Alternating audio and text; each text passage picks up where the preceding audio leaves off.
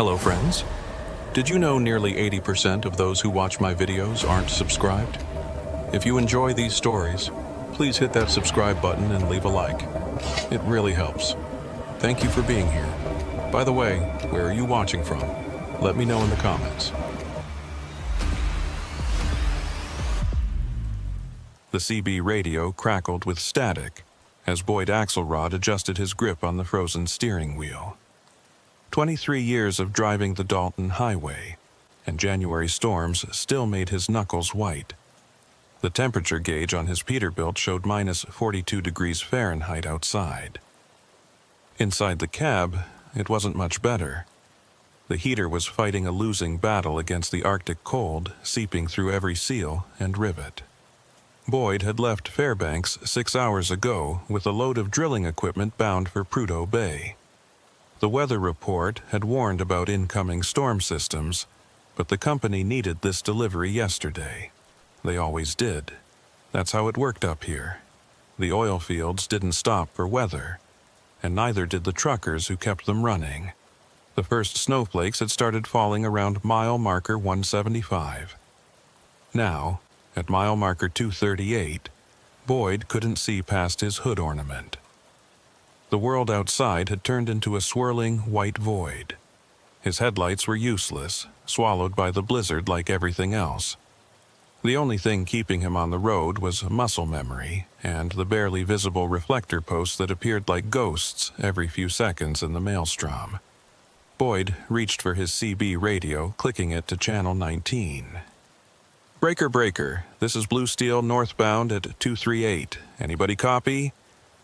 The static that answered him was thick and angry, punctuated by distant voices too garbled to understand. The storm was killing communications. He tried his satellite phone next, but the screen showed no signal. Not unusual this far north, especially in weather like this. The wind hit his truck from the side, and Boyd felt the trailer start to slide. He turned into it instinctively, feathering the brakes just enough to regain control. 50,000 pounds of steel and cargo didn't forgive mistakes. One wrong move and he'd be jackknifed in a ditch, and in this weather, that was a death sentence. Boyd's dispatcher, Mavis Crow, had called him just before he lost signal. Her voice had been tight with concern. Boyd, Weather Service just upgraded this to a severe blizzard warning. Maybe you should find somewhere to pull off. But there was nowhere to pull off on this stretch of the Dalton. It was just him, the road, and 300 miles of frozen nothing. The windshield wipers were losing their battle against the ice. Every few minutes, Boyd had to lean forward and scrape at the inside of the glass with his fingernails where his breath was freezing. His fingers were numb despite the thick gloves.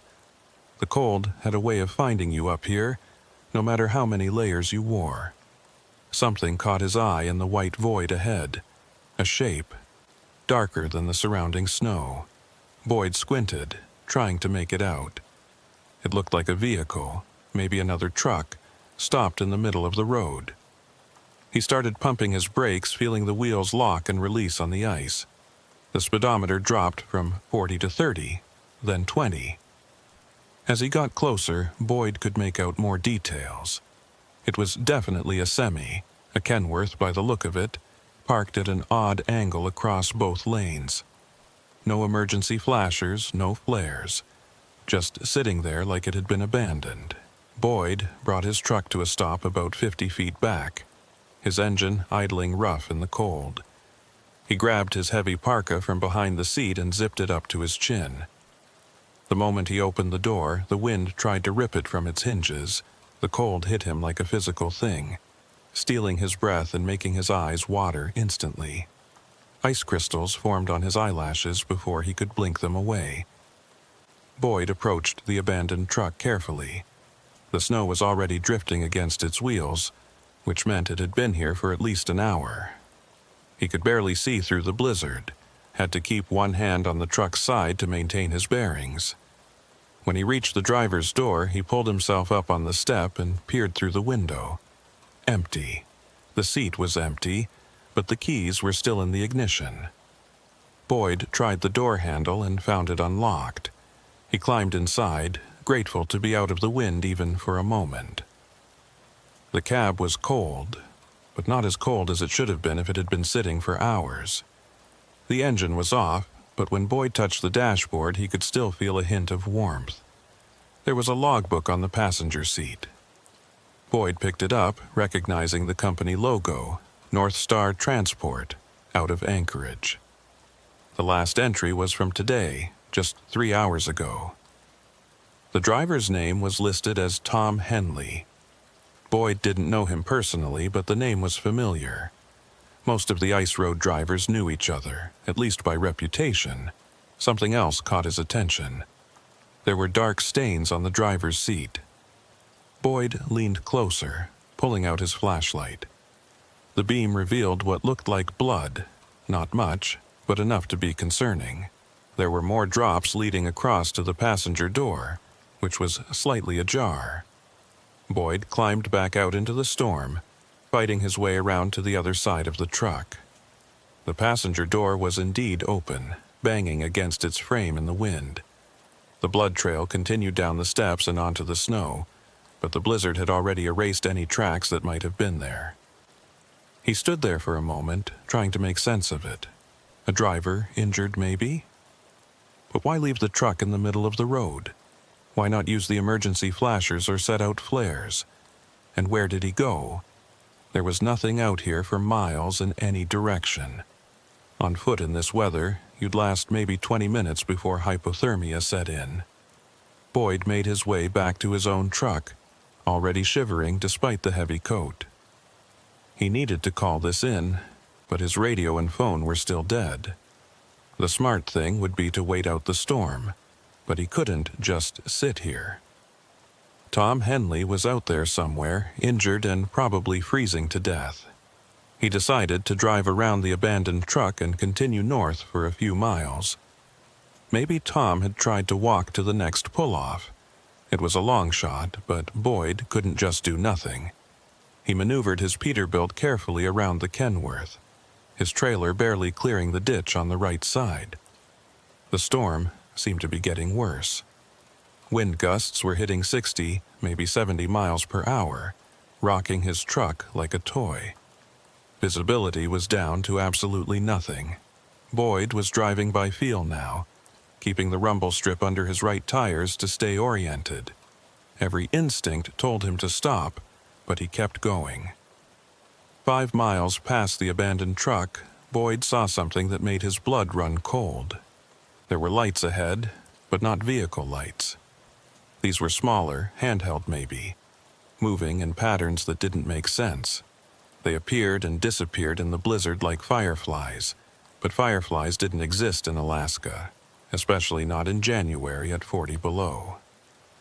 Boyd slowed to a crawl, peering through the windshield. The lights were getting closer, or he was getting closer to them. He could make out shapes now, human shapes, several of them standing in the road. They weren't wearing the bright colors of road crews or emergency responders. These figures were dressed in dark clothing, almost invisible except for the lights they carried. One of the figures raised its hand, and Boyd saw it was holding what looked like a flare, but the light was wrong. Too white, too steady. The figure waved it back and forth slowly, mechanically, like it was performing some kind of signal. The other figure stood perfectly still despite the howling wind that should have been knocking them over. Boyd's hand went to the gear shift, ready to reverse. Something about this was deeply wrong. These people shouldn't be here. Nobody should be standing in the middle of the Dalton Highway in a blizzard unless they had a death wish. He flashed his high beams, hoping to get a better look at their faces, but the snow reflected the light back, creating a white wall. One of the figures started walking toward his truck. The walk was strange, too steady for the ice, too calm for the wind. Boyd could feel his heart pounding in his chest. Every instinct screamed at him to get out of there, but the rational part of his brain kept saying these might be people who needed help. The figure reached the front of his truck and stood there, just outside the range of clear visibility. It raised one arm and pointed to the side of the road. Boyd followed the gesture and saw more lights in the distance, leading off into the darkness beyond the highway. They formed a rough line, like runway lights, disappearing into the Arctic wasteland. Boyd's radio suddenly burst to life, making him jump. But instead of voices, there was just a rhythmic clicking sound, like someone tapping on a microphone. Click, click, click. Pause. Click, click. Pause, click, click, click. The pattern repeated over and over, and Boyd realized with a chill that had nothing to do with the temperature that it was Morse code. SOS. But the signal wasn't coming through the emergency channel. It was on a frequency nobody used, one that should have been dead air.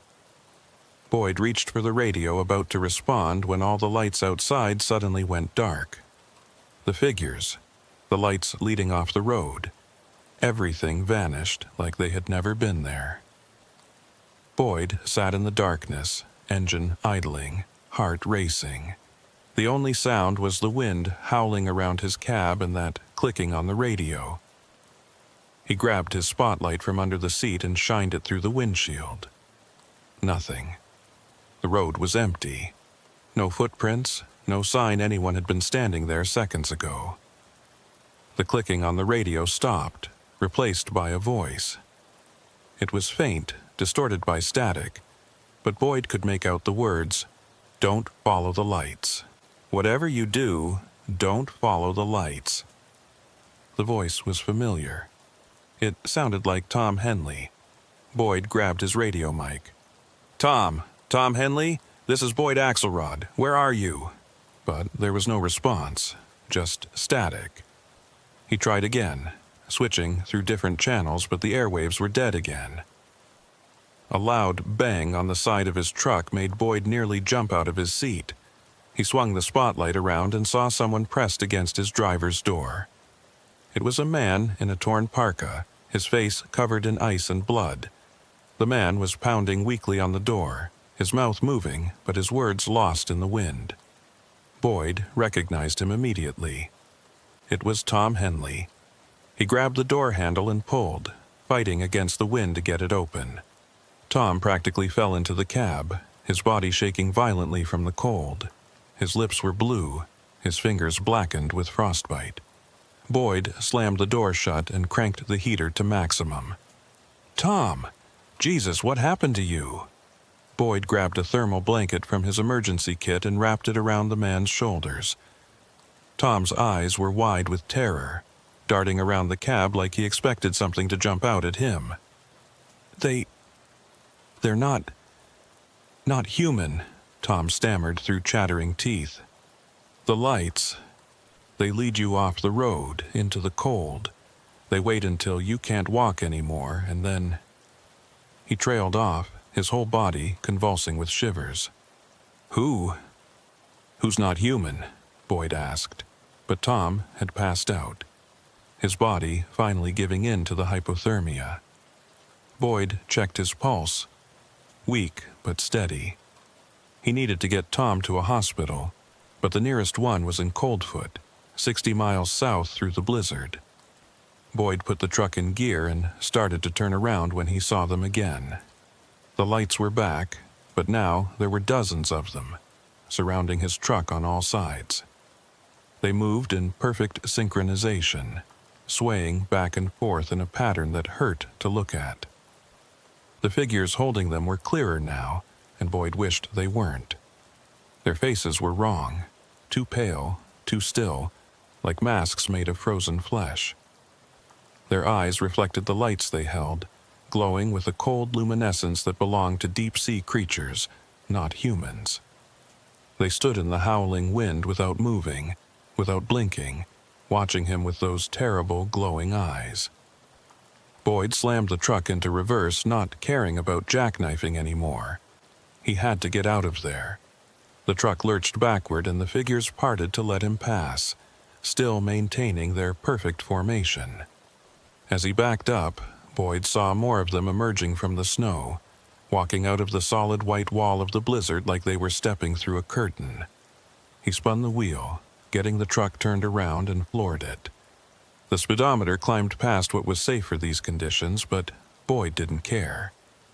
In the passenger seat, Tom was mumbling in his unconscious state, words Boyd couldn't quite make out but didn't want to understand. The lights followed them. Boyd could see them in his mirrors, keeping pace with impossible ease. No vehicle could move that fast through the storm, but these things weren't using vehicles. They were running, or floating, or something Boyd's mind couldn't process. They stayed just at the edge of visibility, a constellation of cold lights in the darkness. Boyd's fuel gauge showed 3/4 full, enough to make it to Coldfoot if the storm didn't force him off the road. He gripped the steering wheel tighter, feeling the truck slide and correct, as he pushed through the wind and snow. Tom suddenly sat bolt upright, his eyes wide open but not seeing. "They feed on the warm ones," he said in a voice that didn't sound like his own. "They need the warm ones when the cold gets too deep. That's why they make the lights, to bring the warm ones to them." "Tom, wake up, you're hallucinating." Boyd shook his shoulder, but Tom didn't respond. He just kept talking in that flat, emotionless voice. "They've been here longer than the road, longer than the oil. They sleep under the ice until the storms come. Then they hunt. They've always hunted." Tom's head turned slowly toward Boyd, and his eyes were reflecting the dashboard lights just like those things outside. "They marked me. They'll mark you, too. The cold always finds the marked ones." Boyd's radio exploded with sound, dozens of voices all talking at once, overlapping in a cacophony that made his ears hurt. He recognized some of them. Drivers he knew, drivers who had gone missing over the years, their voices calling out coordinates, describing roads that didn't exist, inviting him to pull over, to rest, to follow the lights to safety. The storm was getting worse, if that was possible. Boyd couldn't see anything now, was driving entirely by instinct and luck. His fuel gauge was dropping faster than it should, and he realized with growing horror that his tank was leaking. One of those things must have punctured it somehow. 30 miles to Coldfoot. The engine started to sputter. 20 miles. The lights were getting closer. 10 miles. Tom was convulsing again, his body temperature dropping despite the heat blasting in the cab. 5 miles. The engine died. Boyd's truck rolled to a stop in the middle of the highway. The lights immediately surrounded them, dozens of them, creating a perfect circle in the storm. The figures holding them stood motionless, waiting. Boyd grabbed his emergency flares and his last resort, an old .44 revolver he kept hidden under his seat. He didn't know if bullets would do anything to these things, but it was better than nothing. He looked at Tom, who was unconscious again, his breathing shallow. "I'm going to get help," Boyd told him, though he didn't know if Tom could hear him. "I'm going to get us out of here." He opened the door and stepped out into the storm. The cold was beyond description, beyond pain. It was like being buried alive in ice. The figures didn't move as he stumbled through their circle, heading for what he hoped was the direction of Coldfoot. Behind him, he heard his truck doors opening.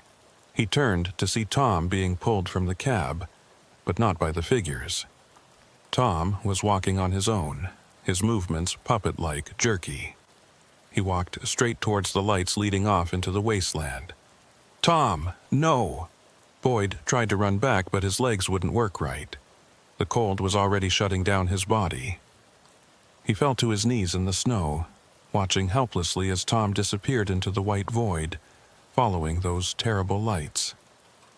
The figures turned toward Boyd now, all at once, their glowing eyes fixed on him. They started to move closer, still in perfect formation, the lights they held growing brighter. Boyd raised the revolver, his frozen fingers barely able to pull the trigger. The gunshot was swallowed by the wind, The bullet passed through one of the figures like it was made of snow. They kept coming. Boyd heard something else through the storm. An engine. Powerful, getting closer. Headlights cut through the blizzard. Real headlights, not the cold light of those things. A truck, a massive freight hauler, came barreling down the highway. The figures scattered, vanishing into the storm as quickly as they had appeared. The truck skidded to a stop beside Boyd, and the driver jumped out. Boyd couldn't make out his face through the ice forming on his own eyelashes, but he heard the voice clearly. "Jesus Christ, buddy, what are you doing out here?" Strong hands grabbed Boyd under the arms, hauling him toward the warmth of the cab. "There's another man," Boyd tried to say, but his words came out as meaningless mumbles. "Tom Henley, they took him." "There's nobody else here," the driver said, looking around. "Just you and a couple of abandoned trucks. Come on, let's get you warm." Boyd let himself be helped into the truck. As the door closed, he caught one last glimpse of the storm outside. Far in the distance, barely visible, a line of lights was moving away into the Arctic darkness. And at the end of that line, Boyd swore he could see a figure in a torn parka, walking with the strange, jerky movements of a marionette. The driver, who introduced himself as Arlo Finch, wrapped Boyd in blankets and turned his heater on full blast. "You're lucky I came along," Arlo said, putting the truck in gear. "Nobody should be out in this weather. What happened to your rig?" Boyd tried to explain, but Arlo just looked at him with the expression people reserved for hypothermia victims who were hallucinating. "Those lights," Boyd insisted. "Did you see the lights?" "Just the northern lights, friend," Arlo said, pointing up through the windshield. "They're really putting on a show tonight." Boyd looked up and saw the aurora borealis dancing across the sky, green and blue ribbons of light. But underneath them, so faint that Arlo probably couldn't see them, were other lights. White, cold lights, moving in patterns that hurt to watch, spelling out messages in no language meant for human understanding. Arlo Finch's truck stop sat on the outskirts of Coldfoot like a beacon in the frozen wasteland. Boyd had been there dozens of times over the years, but it had never looked so welcoming as it did now, its yellow lights cutting through the dying storm. Arlo pulled his rig into the lot, navigating between the handful of other trucks that had taken shelter from the blizzard. "Let's get you inside and warmed up properly," Arlo said, helping Boyd down from the cab.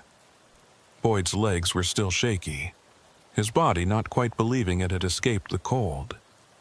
They pushed through the door into the blessed warmth of the diner attached to the truck stop. The place was nearly empty. Just two other drivers hunched over coffee at the counter, and a tired-looking waitress refilling the pot. Everyone looked up when Boyd stumbled in, still wrapped in Arlo's blankets. He must have looked like death warmed over, because the waitress immediately brought him a cup of coffee without being asked. "Rough night?" she asked, her name tag reading Donna. Boyd wrapped his hands around the mug, feeling the heat seep into his frozen fingers. "You could say that. My truck broke down about 5 miles south. Fuel leak." Arlo slid onto the stool next to him, found him wandering in the middle of the road, nearly ran him over. "You're lucky to be alive, friend. That storm's killed 3 people already this winter." Boyd's head snapped up. 3 people? Who? "Well, there was Jim Garrett back in December. Found his truck about 40 miles north of here, abandoned just like yours. Never found Jim, though. Then there was that couple, the Reynoldses. Their pickup went off the road near Prospect Creek. They found them frozen solid about 100 yards from their vehicle." "They walked away from their vehicle?" Boyd asked, though he already suspected the answer. "That's the weird part," one of the other drivers chimed in. Boyd recognized him vaguely. Carl something. Drove for Arctic Transport. All 3 vehicles were still running when they found them. Plenty of gas, heaters working, No reason to leave. Boyd stared into his coffee. Did anyone report seeing lights? Strange lights off the road? The diner went quiet. The other drivers exchanged glances. Finally, Carl spoke up. You saw them too, huh? You've seen them. Boyd leaned forward eagerly. Carl nodded slowly. Last month, during that bad blow we had around Christmas. I was coming south, just past Gobbler's Knob, when I saw lights off to the west. Looked like someone had set up camp or something, maybe gotten stuck. I almost stopped to check, but... He paused, taking a sip of his coffee. But something felt wrong about them, the way they moved, like they were floating. That's when Jim Garrett went missing, the other driver said. He was younger, Boyd didn't know him.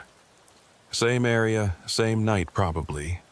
Donna refilled Boyd's mug. My grandmother used to tell stories, she said quietly. Old Inupiaq stories about things that lived in the deep cold. Things that would use lights to lure travelers off the path. She said they'd been here since before memory, sleeping under the permafrost until the coldest nights brought them up. That's just native superstition, Arlo said, but he didn't sound convinced. Boyd set down his mug harder than he intended. There was another driver out there, Tom Henley. He was in my truck, injured, hypothermic. When my truck died, they took him. He walked right out into the storm following those lights. Tom Henley? Carl frowned. Tom Henley died 2 years ago. Jackknifed his rig near Wiseman. I went to his funeral. The blood drained from Boyd's face. No, that's impossible. He was in my truck. He was bleeding. He talked to me. He warned me about the lights. Everyone was staring at Boyd now. Arlo put a hand on his shoulder. Hypothermia can cause hallucinations, friend. Your brain was probably just trying to make sense of what was happening. Boyd wanted to argue, but the looks on their faces stopped him. They thought he was crazy. Maybe he was, but he knew what he had seen, what he had felt. Tom Henley had been in his truck, as real as the coffee mug in his hands. His phone, finally thawed out, buzzed in his pocket. It was a text from Mavis Crow, his dispatcher. Boyd, where the hell are you? Your GPS went dark 5 hours ago. The cargo needs to be in Prudhoe by morning. Boyd typed back. Truck broke down near Coldfoot. Fuel leak. Send recovery. The response was immediate. Recovery team already sent to your last GPS location. They found your truck. Boyd frowned. And what? Truck was empty. No sign of you. Where are you really? Boyd's hands started shaking. He showed the phone to Arlo. What time did you pick me up? Arlo checked his watch. About an hour ago. Why? Boyd's last GPS ping had been 5 hours ago. That meant for 4 hours. He had been... Where? What had really happened out there in the storm? He excused himself and went to the bathroom, needing a moment to think. In the harsh fluorescent light, he caught sight of himself in the mirror and gasped. His face was covered in frost burns, his lips cracked and bleeding. But that wasn't what made him step back in horror. His eyes were reflecting the light in a way they never had before. A faint, cold luminescence, like the aurora borealis trapped behind his pupils. Boyd blinked hard, rubbed his eyes, looked again. Normal. His eyes were normal, just brown, bloodshot from the cold. He was seeing things. When he returned to the diner, there was a state trooper talking to Arlo. The cop looked up as Boyd approached. Mr. Axelrod, I'm Trooper Davidson. We've been looking for you. Your company reported you missing when your GPS went dark. I'm fine, Boyd said carefully. My truck broke down. Arlo here gave me a ride. The trooper nodded, making notes. We found your truck. Also found another vehicle, an abandoned Kenworth registered to North Star Transport. You know anything about that? Boyd hesitated. I saw it. Stopped to check if anyone needed help, but it was empty. Registration says it belongs to someone named Tom Henley, but that can't be right. We've got a Tom Henley in our records, but he's been dead 2 years. The trooper studied Boyd's face. You sure you didn't see anyone? I thought I did. But the storm was bad. I might have been confused. The trooper seemed satisfied with that. The recovery team will tow your truck back to Fairbanks.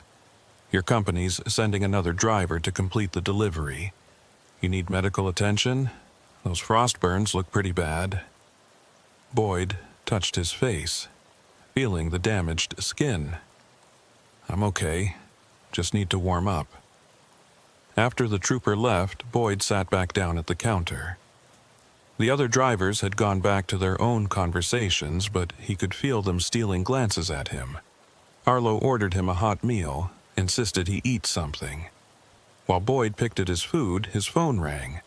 The caller ID showed a number he didn't recognize, but the area code was local. He answered it. Boyd? The voice was faint, full of static but familiar. It sounded like Tom Henley. Boyd, you need to listen to me. Boyd's blood turned to ice. He stood up, walking quickly outside where the others couldn't hear him. Who is this? You know who it is. I'm sorry I had to lie to you, but I needed your help. They had me for 2 years, Boyd. 2 years in the cold dark, neither dead nor alive.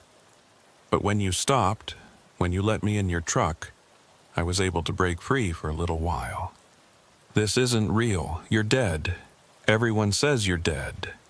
I am dead, but they don't let you go, Boyd. Not completely. They keep a part of you, use it to lure others. That's what I was supposed to do to you, lead you to them. But you're strong. You didn't follow the lights. Boyd's breath came out in clouds in the frigid air. What are they? Old? Older than the ice. They feed on warmth, on life. The Inupiaq knew about them, stayed away from their hunting grounds. But then we came, built our road right through their territory. Every winter they wake up, and every winter they take a few of us. Why are you telling me this? There was a long pause, filled with static. Because they marked you, Boyd, just like they marked me. You can see them now, can't you? Really see them, and they can see you. They'll come for you again when the next big storm hits. They always come back for the marked ones. How do I stop them? You don't. You can't. All you can do is stay away from the ice roads when the temperature drops below 40. Stay away from the storms. And whatever you do, never follow the lights. No matter what voice calls to you, no matter what face you see in the storm, never follow the lights. The line went dead. Boyd stood there in the parking lot, shivering despite his heavy coat. Above him, the northern lights danced across the clear sky, and he could swear he saw shapes moving within them, watching. He went back inside and found Arlo preparing to leave. I'm heading back south to Fairbanks, Arlo said. You want a ride? Boyd nodded. He needed to get away from here, away from the highway, away from the ice. As they walked to Arlo's truck, Boyd caught a glimpse of movement in his peripheral vision. A figure standing at the edge of the parking lot just beyond the reach of the lights. It looked like Tom Henley, but Boyd knew better than to look directly at it. He climbed into Arlo's truck and kept his eyes straight ahead as they pulled out onto the highway. The drive to Fairbanks took 4 hours. Arlo tried to make conversation at first, but Boyd couldn't focus. He kept seeing things in the darkness beyond the headlights. Shapes that shouldn't be there. Lights that moved in impossible ways. And always, that feeling of being watched. When they finally reached Fairbanks, the sun was just starting to rise, painting the sky a pale pink. Boyd had never been so happy to see daylight. Arlo dropped him off at his apartment building. "You going to be okay?" Arlo asked. Boyd forced a smile. "Yeah, just need some sleep." But he didn't sleep. He couldn't. Every time he closed his eyes, he saw those faces in the storm, those terrible glowing eyes. He called Mavis and told her he was taking some time off. She wasn't happy, but something in his voice must have convinced her not to argue. For 3 days, Boyd stayed in his apartment, trying to convince himself it had all been hallucination brought on by hypothermia, but then the news came on. Another trucker had gone missing on the Dalton Highway. Samuel Morrison, veteran driver, 15 years experience. His truck was found running but empty at mile marker 238, the exact same spot where Boyd had encountered the abandoned Kenworth. Boyd tried to call the authorities to warn them, but what could he say that wouldn't sound insane? He watched the news coverage, watched them interview Morrison's wife, watched the search teams comb the frozen wasteland, and find nothing. That night, Boyd's phone rang. Unknown number, local area code. "Hello, Boyd." It was Morrison's voice. Boyd recognized it from the news. "Tom Henley told me about you, told me you're one of the marked ones. I understand now. I understand everything." "Where are you?" Boyd asked, though he already knew the answer. "I'm with them, in the cold dark. It's not so bad once you stop fighting. Once you accept what you are now, what we are. What are you? Bait." Morrison's laugh was hollow, empty.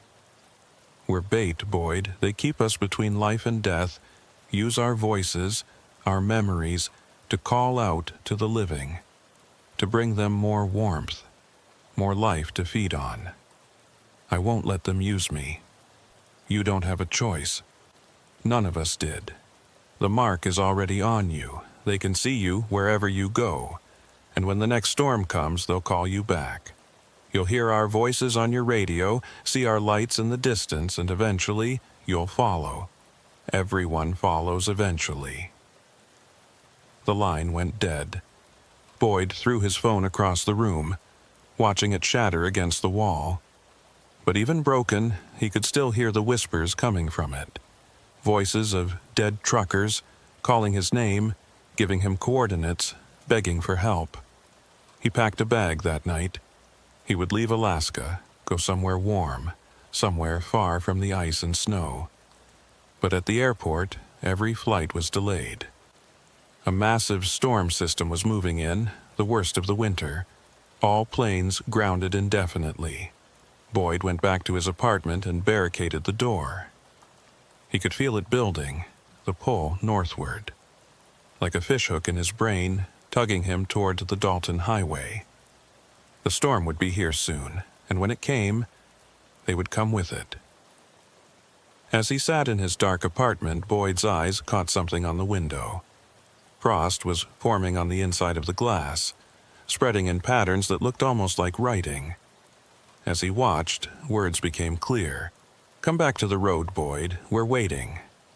Boyd closed his eyes, trying to shut it out, but he could see the lights even with his eyes closed. They pulsed behind his eyelids like a heartbeat, calling him home to the ice.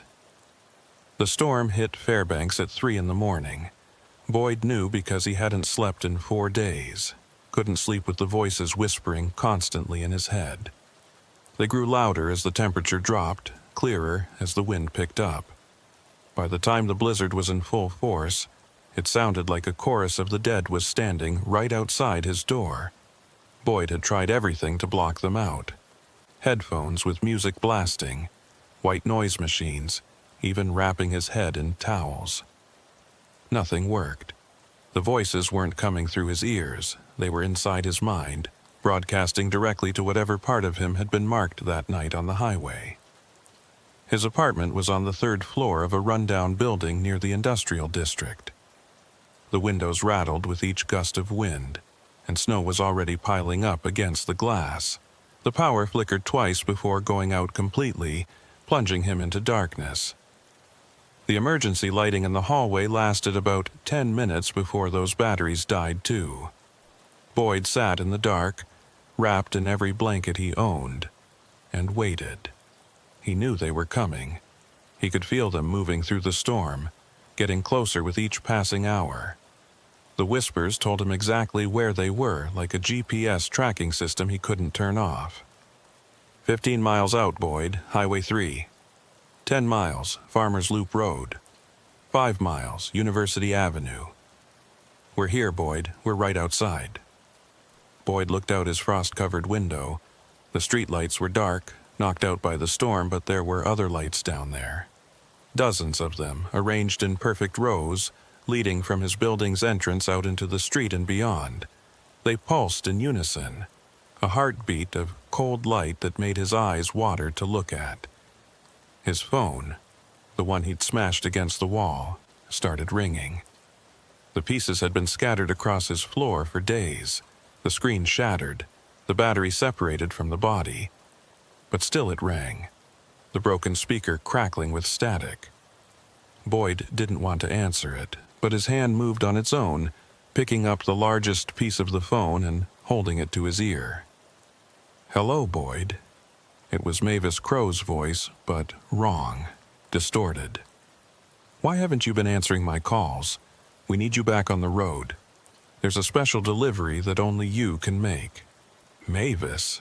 Boyd's voice cracked. "Is that really you?" "Of course it's me. Who else would be calling you at this ungodly hour? Listen, I've got a load that needs to go north, past Prudhoe Bay, past everything. It's important, Boyd. More important than you know. There's nothing past Prudhoe Bay. That's the end of the road. Not anymore.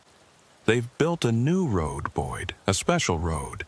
It goes all the way to the cold dark. That's where the delivery needs to go. You're the only one who can see the way, the only one with the marks." Boyd hung up, or tried to. The phone piece was dead in his hand. Had been dead this whole time. But he could still hear Mavis talking. "Don't be difficult, Boyd. You know you have to come. It's not a choice anymore. Look at your hands." Boyd looked down. In the darkness, his hands were glowing with the same cold light as the things outside. Faint, but unmistakable. The marks were spreading, becoming visible. He rushed to the bathroom and looked in the mirror. His eyes were worse now. The aurora light behind them was brighter, swirling with colors that shouldn't exist. But it was his skin that made him step back in horror. There were patterns under the surface, like frozen veins, spreading from his eyes down his face and neck. They pulsed with that same synchronized rhythm as the lights outside. A knock at his door made him jump. Not a pounding or violent knock, just 3 polite taps. "Boyd, it's Arlo.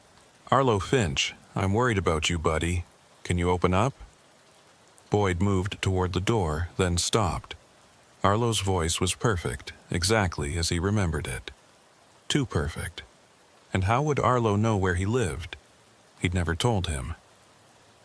"I know you're in there, Boyd. I can see your light. You're glowing pretty bright now. Must be almost ready." "Ready for what?" Boyd asked through the door. "Ready to come home. We've prepared a special place for you. Somewhere you'll never be cold again. Somewhere the loneliness can't touch you. Isn't that what every trucker wants? An end to the endless road?" Boyd backed away from the door. "You're not Arlo." "I'm as much Arlo as Arlo ever was. Just improved, enhanced. We all are, Boyd. Tom Henley, Sam Morrison, Jim Garrett, all of us. We're part of something bigger now, something that's been waiting so long for enough warm ones to complete the pattern." "What pattern?" "The pattern that opens the way. Every marked one is a point of light. When we have enough points, we can draw the map to the source of all warmth. The map to where your kind cluster in the millions, all that life, all that heat, just waiting to be harvested." Boyd's blood ran cold. "You're talking about the cities, the populated areas. Smart man. The old ones have been trapped up here so long, feeding on scraps. The occasional trucker or hunter who wanders too far into their territory. But with enough marked ones, they can expand their reach. Follow the roads to where the real feast awaits. Boyd grabbed a baseball bat from his closet, though he knew it would be useless. I won't help you. You already are. Every second you exist with those marks, you're broadcasting a signal. You're a beacon, Boyd, and beacons can't help but shine. The door started to frost over from the outside, ice spreading across the wood in fractal patterns. The lock clicked open on its own, and the door swung inward, bringing a swirl of snow and impossibly cold air. Arlo Finch stood in the doorway, but it wasn't really Arlo anymore. His skin was translucent, like ice, and Boyd could see things moving underneath it. Lights, like bioluminescent fish in deep water. His eyes were gone, replaced by swirling vortexes of aurora light. Time to go, Boyd. Your truck is waiting. Boyd swung the bat, but it passed right through Arlo's form like he was made of mist. The thing that looked like Arlo smiled, its mouth opening wider than any human mouth should, revealing rows of needle-sharp ice crystals instead of teeth. Physical resistance. How quaint. How human. You still don't understand what you're becoming, do you? Boyd ran to his bedroom, slamming the door behind him. He pushed his dresser against it, knowing it wouldn't hold for long. His window was frozen shut, but he grabbed a chair and smashed through the glass. The storm immediately howled into the room, bringing with it a cold so intense it felt like being stabbed with 1,000 needles. 3 stories down. He might survive the fall, might not, but it was better than whatever they had planned for him. Boyd climbed onto the windowsill, ready to jump, when he saw what was waiting below. The parking lot was full of trucks, dozens of semi-trucks, all idling, all empty. Their headlights were on, but the light was wrong, that same cold luminescence. They were arranged in a pattern, a symbol that hurt to look at, that seemed to twist space around it. Standing between the trucks were the drivers. Boyd recognized some of them, men and women who had gone missing over the years, their faces on missing posters at truck stops across Alaska. They all looked up at him with those aurora eyes, their mouths moving in unison. Jump, Boyd, join us. It's easier if you come willingly. Boyd pulled back from the window. His dresser exploded inward, reduced to splinters. The Arlo thing flowed into the room like liquid darkness, bringing with it 5 others. They surrounded Boyd, not touching him, just standing there, waiting. Last chance, Boyd. Walk out on your own, or we carry you. Either way, you're coming. Boyd felt something inside him responding to their presence. The marks on his skin were burning now, but it wasn't pain. It was something else, something that felt almost like coming home. His vision was starting to change, the dark room becoming bright with new spectrums of light he'd never been able to see before. That's it, the Arlo thing said. Let it happen. Stop fighting what you are. Boyd's legs moved without his permission, carrying him toward the door. He tried to resist, but his body wasn't listening anymore. The marks had spread too far, taken too much control. He walked through his destroyed apartment, down the dark stairs, out into the storm. The cold didn't hurt anymore. It felt natural, right? The assembled drivers parted to let him through, and Boyd found himself walking toward one specific truck. It was his old Peterbilt, the one that had broken down on the highway. But it looked different now. The metal seemed to pulse with organic life, and the exhaust was breathing out clouds that formed shapes in the air, messages in no human language. Boyd climbed into the driver's seat. The keys were in the ignition, the engine already running. His hands moved to the steering wheel, and he felt the truck respond not to mechanical control, but to thought. It was alive, or something close to it. North, the voices said in unison. Drive north, to the end of all roads. Boyd put the truck in gear and pulled out of the parking lot. The other trucks followed, forming a convoy of the marked. They drove through the empty streets of Fairbanks, through the storm that seemed to part for them, onto the Dalton Highway. The speedometer showed impossible speeds, but the landscape outside seemed to be moving slowly, dreamlike. The aurora borealis descended from the sky, surrounding the convoy in curtains of green and blue light. Within that light, Boyd could see them clearly now. The old ones. They were vast, incomprehensible. Not solid, not gas, something in between. They moved through the air like jellyfish through water, trailing tentacles of light that connected to each of the marked drivers. Boyd felt one attached to him, sliding into his brain with a cold that was beyond temperature. Memories that weren't his flooded his mind. The time before the ice, when the world was warm and they ruled over continents. The coming of the cold, driving them north, trapping them. The long sleep under the permafrost. The first human roads cutting through their territory, bringing fresh warmth to feed on.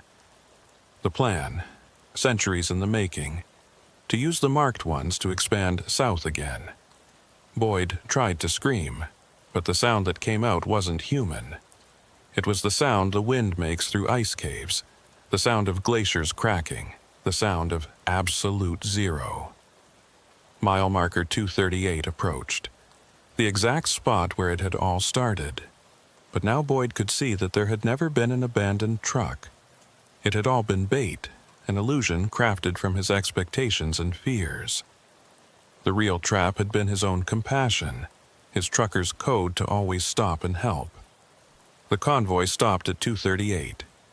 Beyond this point, the road changed. It was still asphalt and yellow lines to normal eyes, but Boyd could see what it really was now. A tongue, black and twisted, leading into a mouth of impossible size. The road to the cold dark, just as Mavis had said. One by one, the trucks drove into that mouth, disappearing into something that wasn't quite darkness, wasn't quite light. Boyd's truck moved forward, last in line. He fought for control one final time, managing to turn his head to look back at the world he was leaving. Far in the distance, barely visible through the storm, he could see headlights. Real headlights. Another trucker driving north through the blizzard, probably running behind schedule, pushing through dangerous conditions to make a delivery deadline. Boyd tried to warn them, tried to flash his lights, honk his horn, anything, but his truck was no longer under any kind of human control. It rolled forward into the waiting mouth, and Boyd felt reality tear around him. He was in two places at once. Still in his truck, driving through a landscape that couldn't exist, where the northern lights were solid things that scraped against his windshield. But also somewhere else, floating in a void filled with billions of points of light, each one a life, a source of warmth. The old ones were showing him what was coming. When they had enough marked ones, they would trace the pattern. The roads would become conduits, channels for them to flow south. Every truck stop, every city connected to the highway system would become a feeding ground. But first, the voices said, we need more. More drivers, more marks, more beacons. Boyd understood now. He wasn't going to be consumed. He was going to be used. Sent back out to the highway to wait in a truck that looked abandoned, to play the part of someone who needed help, to mark the next compassionate soul who stopped to check on him. The truck emerged from the mouth, but not where it had entered. Boyd was back at mile marker 238, his Peterbilt parked at that same odd angle across both lanes. No emergency flashers, no flares. The keys in the ignition, a logbook with his name on the passenger seat and blood, his blood, though he felt no wound, on the driver's seat. Boyd tried to move, but his body was frozen, not with cold but with the paralysis of the marked. He could only wait, watching through eyes that no longer belonged to him as the storm began to clear. Hours passed, or days. Time worked differently when you were caught between states of being. Finally, headlights appeared in the distance, a truck approaching, slowing down. Inside Boyd's mind, he screamed warnings: run, don't stop, drive past, and don't look back. But his mouth opened on its own, and his voice, broadcast through frequencies only the marked could generate, spoke words he didn't choose. Help. Please. Somebody help me. The truck stopped 50 feet away. The driver got out, bundled in a heavy parka, approaching carefully. Boyd recognized the walk, the cautious concern of a fellow trucker who'd found something wrong on the ice road. The driver climbed up to look in Boyd's window. It was a woman, young, maybe 5 years into her career. Her eyes were kind, worried. "Sir? Sir, are you okay?" Boyd's hand moved, reaching for the door handle. His mouth smiled, though inside he was screaming. "Thank God you stopped," he heard himself say. "I think I'm hurt. There's something wrong with my truck. Can you help me?" She opened the door, leaning in to help him. The moment her hand touched his, Boyd felt the mark transfer. Invisible. Insidious. She jerked back, confused, rubbing her hand. "Your skin is like ice," she said. "Sorry. Been sitting here a while. The heater's broken." She looked around, noticing there were no flares, no emergency markers. Smart. She was already suspicious, but not suspicious enough to leave immediately. "Where's your phone? We should call for help." Tried. No signal. Storm must have knocked out the towers. She pulled out her own phone, frowning at the screen. Boyd knew what she was seeing. The same dead signal he'd encountered. The old ones could do that. Create dead zones where they hunted. "I'll radio for help from my truck," she said, already backing away. But Boyd knew she wouldn't get help. The mark was already working on her, though she didn't know it yet. In a few hours, she'd start hearing the voices. In a few days, she'd see the lights. And eventually, when the next big storm came, she'd be drawn back here. She returned to her truck and drove away, carefully navigating around his supposedly broken-down rig. Boyd wanted to feel relief that she'd escaped, but he knew better. Nobody escaped. The marks always brought them back. Time lost all meaning for Boyd after that first encounter. He existed in a state between consciousness and dream, watching through his own eyes as trucker after trucker stopped to help him. Each time, his body performed the same routine, the weak cry for help, the grateful smile, the icy touch that passed the mark. He'd lost count of how many he'd infected. Dozens, maybe more. Sometimes he was allowed to move. The old ones would release their hold just enough for him to relocate his truck to a different spot on the highway. Mile marker 156. Mile marker 289. Mile marker 371. Always during the worst storms when visibility was zero and desperate drivers would be looking for any sign of human life in the white void. During these brief moments of mobility, Boyd would try to resist. He'd fight to drive his truck off a cliff, into a river, anything to end this nightmare. But his body wouldn't obey. The marks had spread through his entire nervous system now, a network of frozen neurons that responded only to them. The worst part was the growing awareness. As more truckers were marked, Boyd could feel them all, an expanding web of consciousness connected by those alien parasites. He knew their names, their memories, their mounting horror as they realized what they'd become. Tom Henley really was there, had been there all along, just another node in the network. Sam Morrison, too, and Jim Garrett, and dozens of others whose names had been forgotten by everyone except their fellow damned. 3 months had passed since Boyd's marking, though he only knew this from the fragments of conversation he overheard from the truckers who stopped. March had arrived. bringing with it the last of the winter storms. The old ones were growing stronger with each marked soul, their influence spreading beyond the Dalton Highway to other ice roads across Alaska. Tonight was different, though. Boyd could feel it in the way the old ones moved through the storm, agitated, eager. Something big was happening. The pattern they'd been building was almost complete. Boyd's truck was positioned at mile marker 238 again, the place where it had all started. But this time, he wasn't alone. Dozens of trucks were scattered along this stretch of highway, all positioned to look like accidents, breakdowns, vehicles in distress. The biggest trap yet. A convoy was coming. Boyd could hear their radio chatter through the receivers the old ones had grown inside his skull. 15 trucks, all from the same company, making an emergency supply run to Prudhoe Bay. Some kind of critical equipment failure at the oil fields. Every available driver had been called in, promised triple pay for making the dangerous journey through the storm. They had no idea they were driving into an ambush. The lead truck appeared through the blizzard, its headlights catching Boyd's abandoned-looking rig. The driver's voice crackled over the CB. "Jesus Christ, we got vehicles all over the road up here. Looks like a massive pile-up." "Should we stop?" another driver asked. "We have to check for survivors. Company protocol." They all stopped. 15 trucks, 30 drivers between the main drivers and relief drivers. They spread out among the abandoned vehicles, checking each one, calling out for survivors. Boyd watched through eyes he couldn't close as they approached his truck. But something was wrong. The driver who climbed up to Boyd's window wasn't wearing standard trucker gear.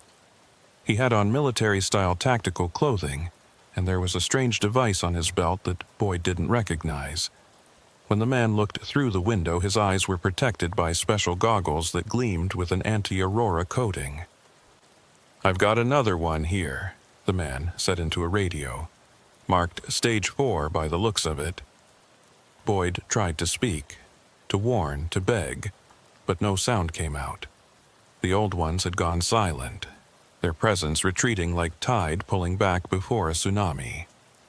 More tactical-dressed figures emerged from the convoy trucks. They moved with military precision, surrounding each of the bait vehicles. One of them, a woman with sergeant's stripes, approached Boyd's truck. "Boyd Axelrod," she said, reading from a device. "Missing for 3 months. Family thought you were dead." She looked up at him through those protected goggles. "You're going to be okay. We're here to help." They pulled Boyd from the truck, his frozen body unable to resist, even if the old ones had been controlling it. As they carried him toward one of their vehicles, Boyd saw similar scenes playing out across the highway. All the marked truckers were being extracted, loaded into specialized containers that hummed with electromagnetic fields. The woman, who identified herself as Sergeant Fuller, stayed with Boyd as they loaded him. "I know you can hear me," she said. "You're probably wondering who we are. Let's just say the government has known about these things for a long time. The Inupiaq weren't the only ones keeping records. We've been developing countermeasures." She held up a device that looked like a modified medical scanner. "Electromagnetic pulse, calibrated to the specific frequency these things use to control neural tissue. Hurts like hell, but it burns them out of your system. Most of your system anyway.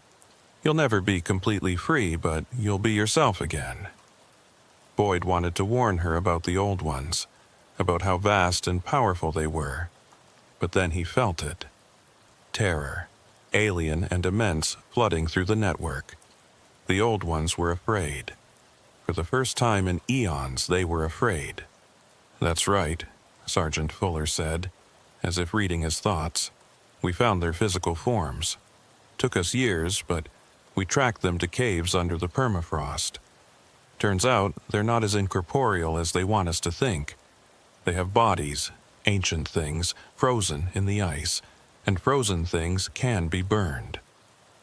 An explosion lit up the northern horizon, visible even through the blizzard. then another, then a dozen more, synchronized strikes at locations across the Arctic. Boyd felt the network scream, a psychic shriek that should have destroyed his mind. But the electromagnetic field around him dampened it, reduced it to merely agonizing rather than lethal. The old ones retreated, pulling back from their marked victims like parasites abandoning a sinking ship, but they had nowhere to go. Their physical forms were burning, destroyed by incendiary weapons designed specifically to burn at temperatures that could melt permafrost. The psychic network collapsed, leaving Boyd gasping and trembling in control of his own body for the first time in months. "We've been planning this for years," Sergeant Fuller explained, as medics began checking Boyd's vitals. "Every time someone disappeared on the ice roads, we documented it, built a pattern, found their feeding grounds, their anchor points. The marked truckers were the final piece of the puzzle. You led us right to them." Boyd's voice was barely a whisper when he finally spoke. "There are more. Other places. Other roads. We know. Teams are hitting sites across Alaska, northern Canada, Siberia. Anywhere the ice roads run, it's a global operation." They transported Boyd and the other rescued truckers to a military facility outside Anchorage. The treatment was exactly as painful as Sergeant Fuller had warned. Electromagnetic pulses coursed through Boyd's body for hours, burning out the alien neural pathways. He could feel pieces of the old ones dying inside him, shriveling like salted slugs. But she had been right about one thing. They couldn't get all of it. Even after the treatment, Boyd could still see lights in the aurora that shouldn't be there, could still hear whispers when the temperature dropped below freezing. The marks on his skin faded, but never fully disappeared, leaving faint scars that ached when storms approached. The military debriefed him for weeks, extracting every detail about his experience. They showed him satellite footage of the strikes, heat blooms in the permafrost where things that had lived since before human memory were finally destroyed. They told him the cover story: gas line explosions, routine military exercises, nothing for the public to worry about. Boyd was released in late April, just as the last of the snow was melting. His CDL was reinstated, his record cleared. The company offered him his job back with a significant raise, citing hardship compensation for his accident-related trauma. They had no idea how close to the truth that was. But Boyd couldn't go back to trucking. The thought of being alone in a cab, driving through darkness, made him break out in cold sweats. He took a job at a truck stop in Fairbanks instead, pumping gas and serving coffee to drivers who had no idea how close they'd come to becoming prey. Sometimes, late at night when the northern lights danced across the sky, Boyd would see shadows moving in the patterns. Remnants of the old ones, perhaps. Or new things drawn to the vacuum left by their destruction. He'd been told the threat was eliminated, but Boyd knew better. Alaska was too vast, too wild, too cold. There would always be things in the ice that shouldn't exist.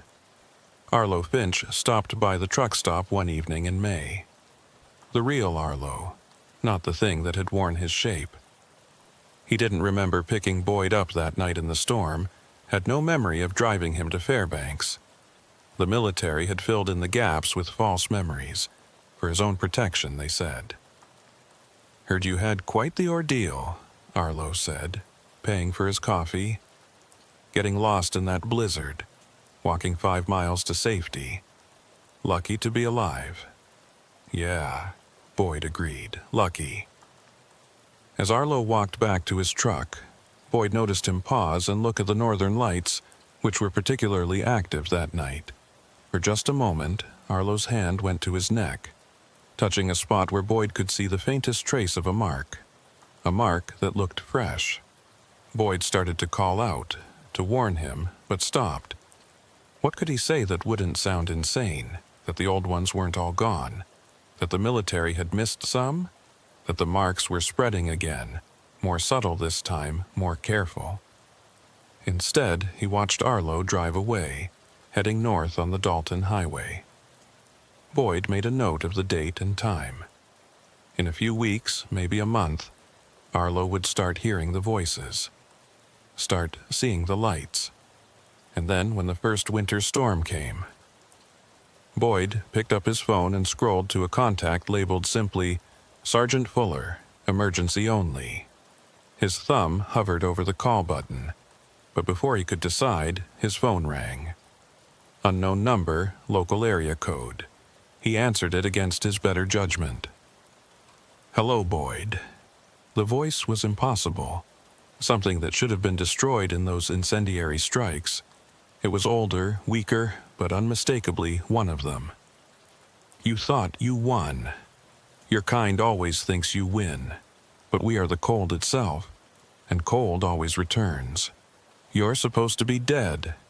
Death is a concept for things that were born.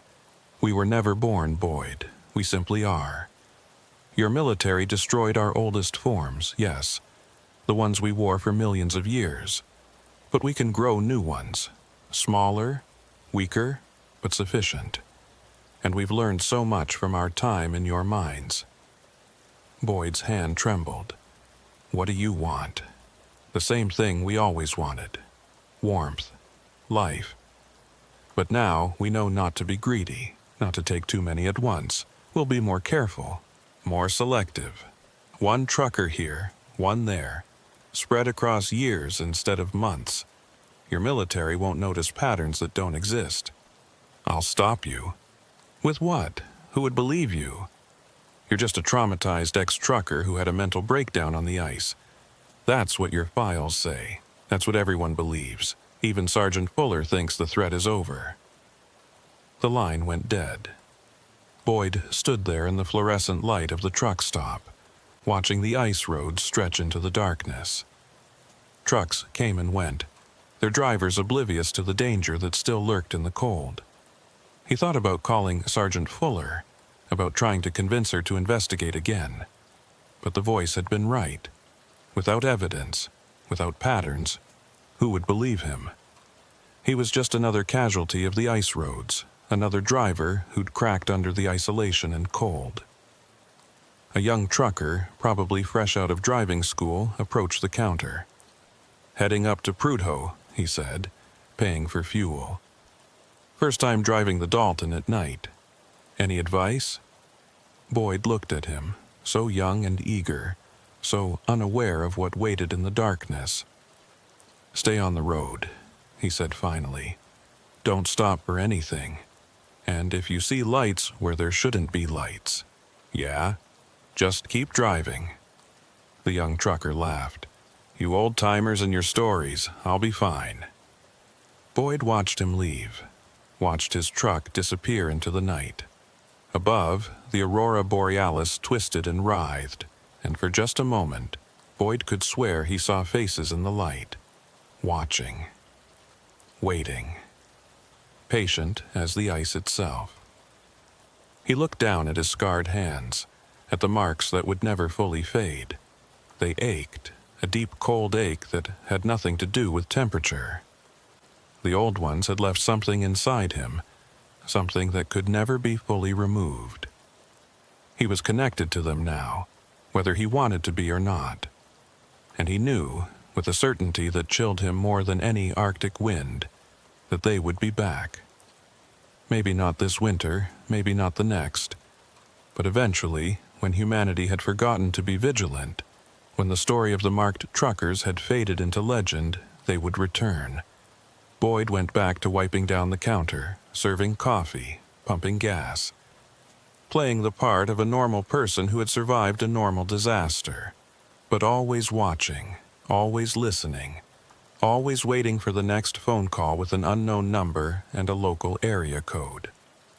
Outside, the ice roads stretched into infinity, and somewhere in that frozen darkness, something ancient and patient smiled with mouths that weren't quite mouths.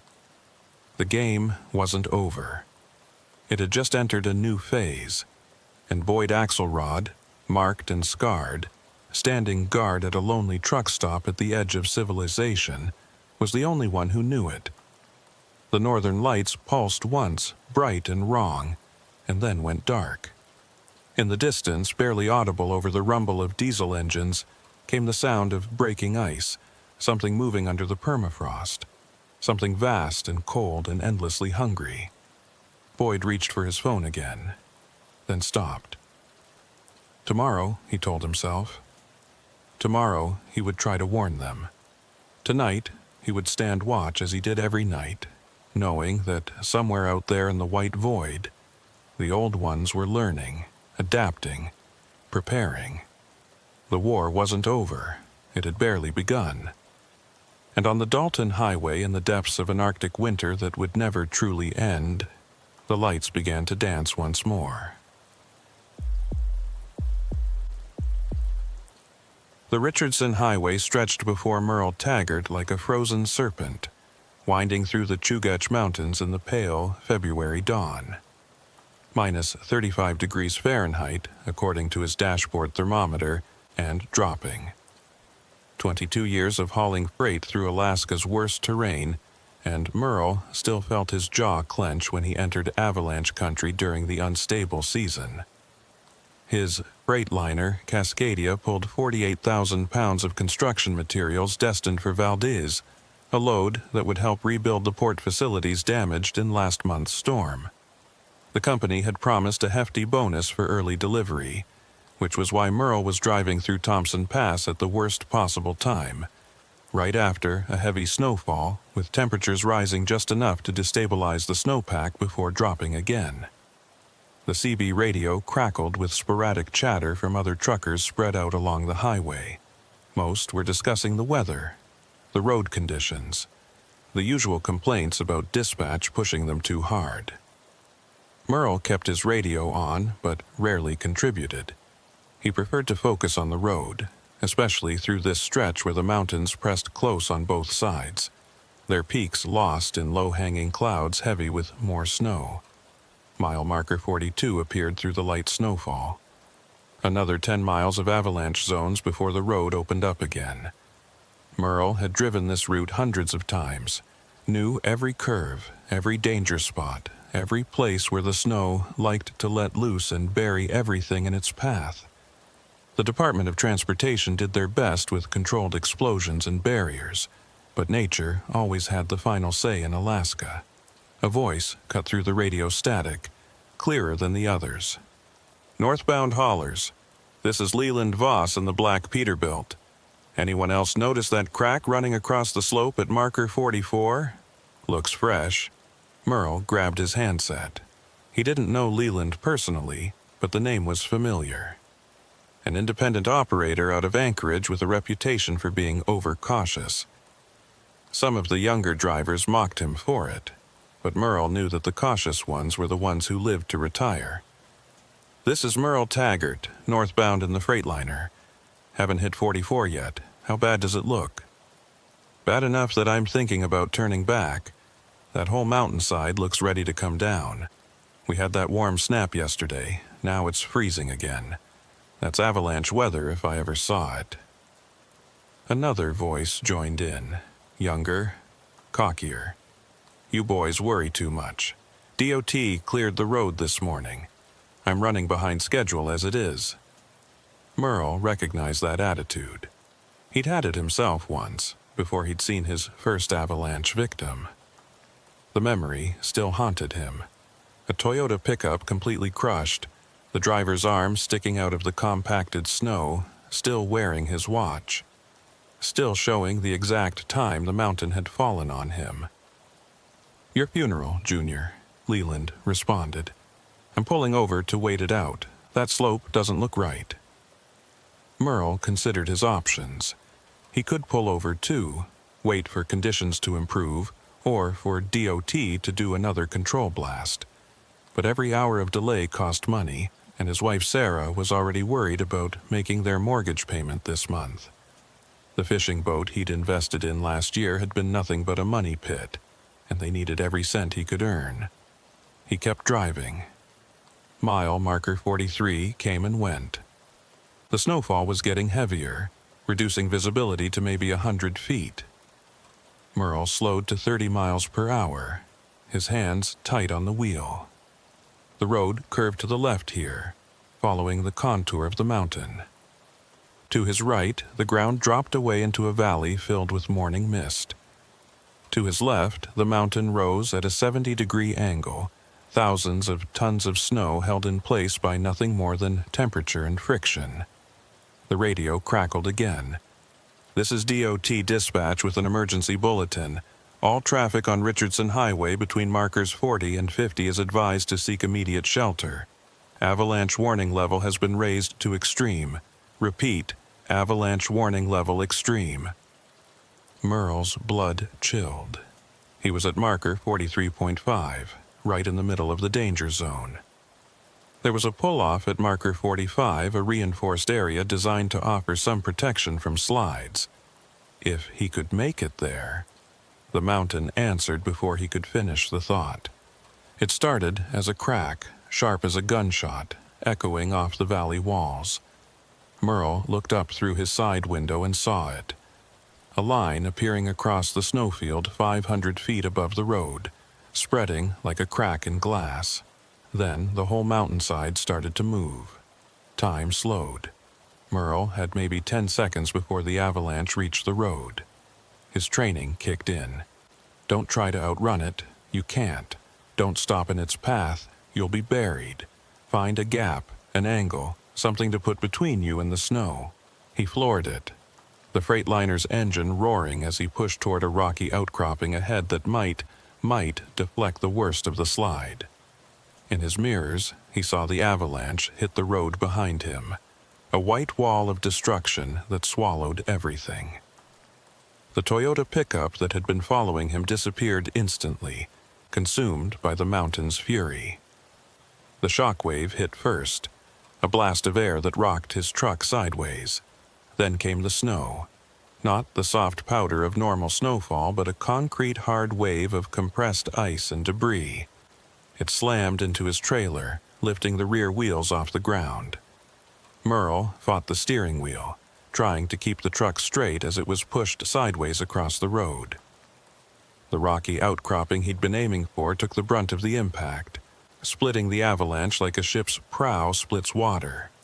Snow exploded over his cab, covering the windshield completely, turning day to night in an instant. The truck lurched to a stop, tilted at a dangerous angle but still upright.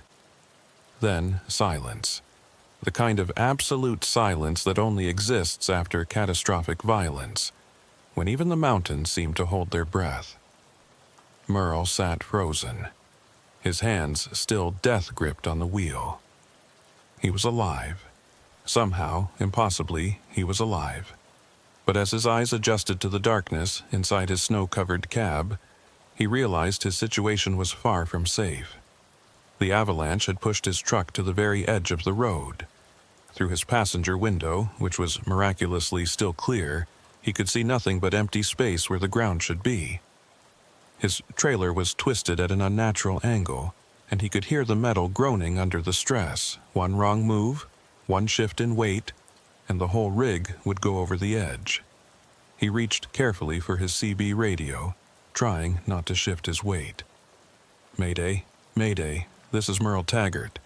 I've been hit by an avalanche at mile marker 44. Truck is partially buried and unstable. Does anyone copy?"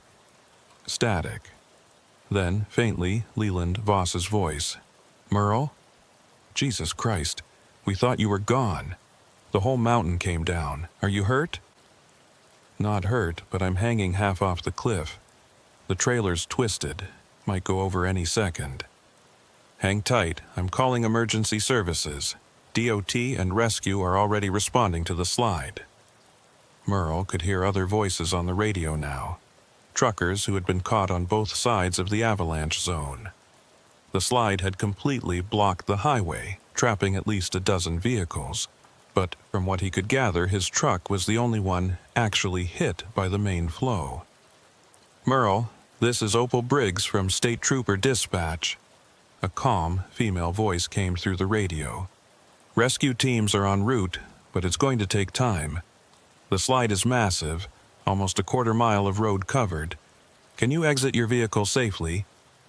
Merle looked around, assessing. The driver's door was buried in snow, pressed tight against the cab. The passenger door opened onto a 200-foot drop. The windshield was covered but not broken. Maybe if he could break it out. That's when he heard it. Another crack from above. The avalanche had destabilized the entire slope. Secondary slides were coming. Negative on exit, Merle responded. And we've got more coming down. I can hear it breaking loose. Sure enough, seconds later another rumble filled the air. Not as big as the first slide, but big enough. More snow poured down, piling higher against his already buried truck. The cab groaned and tilted another few degrees toward the cliff.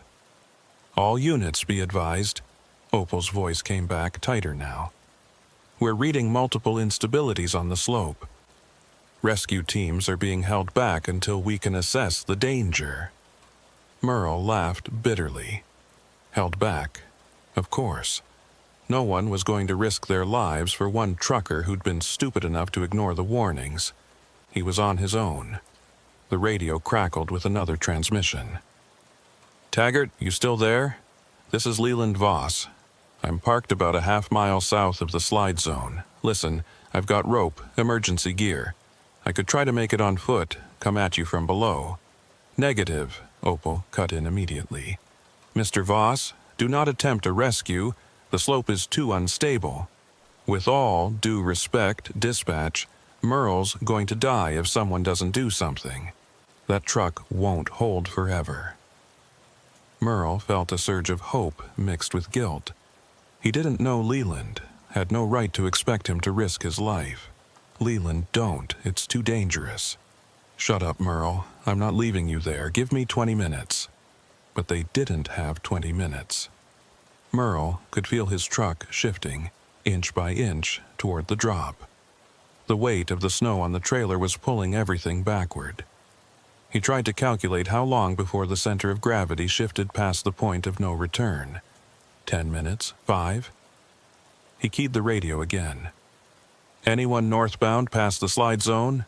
I need someone to anchor my truck from the front. A winch line, anything. This is Jerry Morrison, northbound at marker 46. I'm past the slide, but the road's buried. I'd have to dig through 30 feet of snow to get to you. More voices joined in. Truckers offering suggestions, prayers, encouragement. But Merle knew the truth. He was going to die here, balanced on the edge of a cliff in a tin can filled with construction materials. Sarah would get the life insurance at least. The mortgage would be paid. A new sound cut through his morbid thoughts. An engine, close by on his side of the avalanche. But that was impossible. The road was buried. Through his passenger window, Merle saw something that made no sense.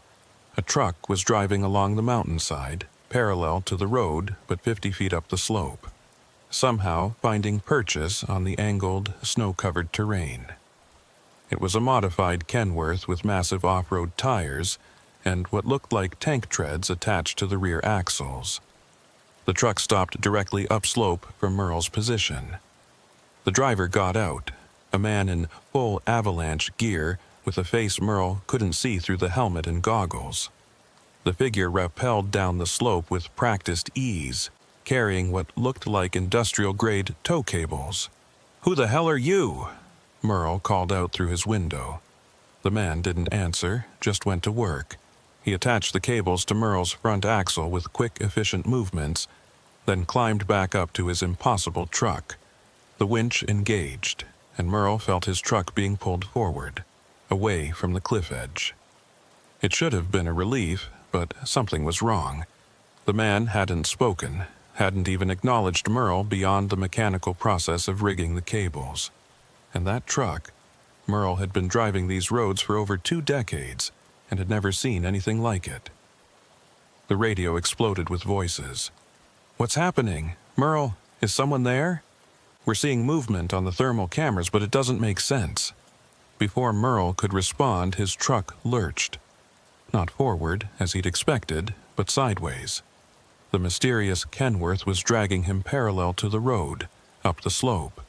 It was impossible. No truck had that kind of power, that kind of traction. "Stop!" Merle shouted. "What are you doing?" But the dragging continued. His freightliner was being pulled up the mountainside like a toy, leaving deep grooves in the snow. Through his mirrors, Merle could see the road falling away below. If the cables snapped now, he wouldn't just go off the cliff. He'd roll all the way down to the valley floor. The radio was going crazy. Opal's voice cut through. "Merle, we're tracking your GPS. You're moving up the mountain. What's happening?" "I don't know. Someone's pulling me up. There's a truck up here, some kind of modified Kenworth. The driver won't talk to me." "That's impossible. Our thermal imaging shows no vehicles in that area except yours." Merle's blood ran cold. He looked up at the truck pulling him. It was there, solid as anything, its engine roaring with effort. But if the thermal cameras couldn't see it... Another crack from above. This time, the entire upper slope began to move. Not just a section, but everything above them, a massive shelf of snow breaking free. The mysterious driver seemed to have anticipated this. The Kenworth accelerated, dragging Merle's truck faster up the slope. They were racing the avalanche now, trying to get above it before it swept them both away. Merle could only hang on, helpless, as his truck was hauled up the impossible incline. The physics didn't work. The angle was too steep. The snow should have given way under their combined weight. But somehow they kept climbing. The avalanche roared past below them, a white tsunami that would have killed Merle instantly if he'd still been on the road. It hit with such force that the ground shook, and for a moment Merle thought they might be swept away, despite their elevation. But the cables held, and the mysterious Kenworth kept climbing. They crested a ridge, and suddenly Merle could see the other side of the mountain. There was a flat area here, a natural shelf hidden from below, and on that shelf sat 3 more trucks, all modified like the Kenworth, all with those impossible tread and tire combinations. The Kenworth dragged Merle's truck onto the shelf and stopped. The driver got out again, walked back to Merle's cab, and for the first time removed his helmet. The face underneath was scarred, weathered, with eyes that had seen too much. But it was a face Merle recognized from old photos at truck stops, from memorial walls, from missing persons posts.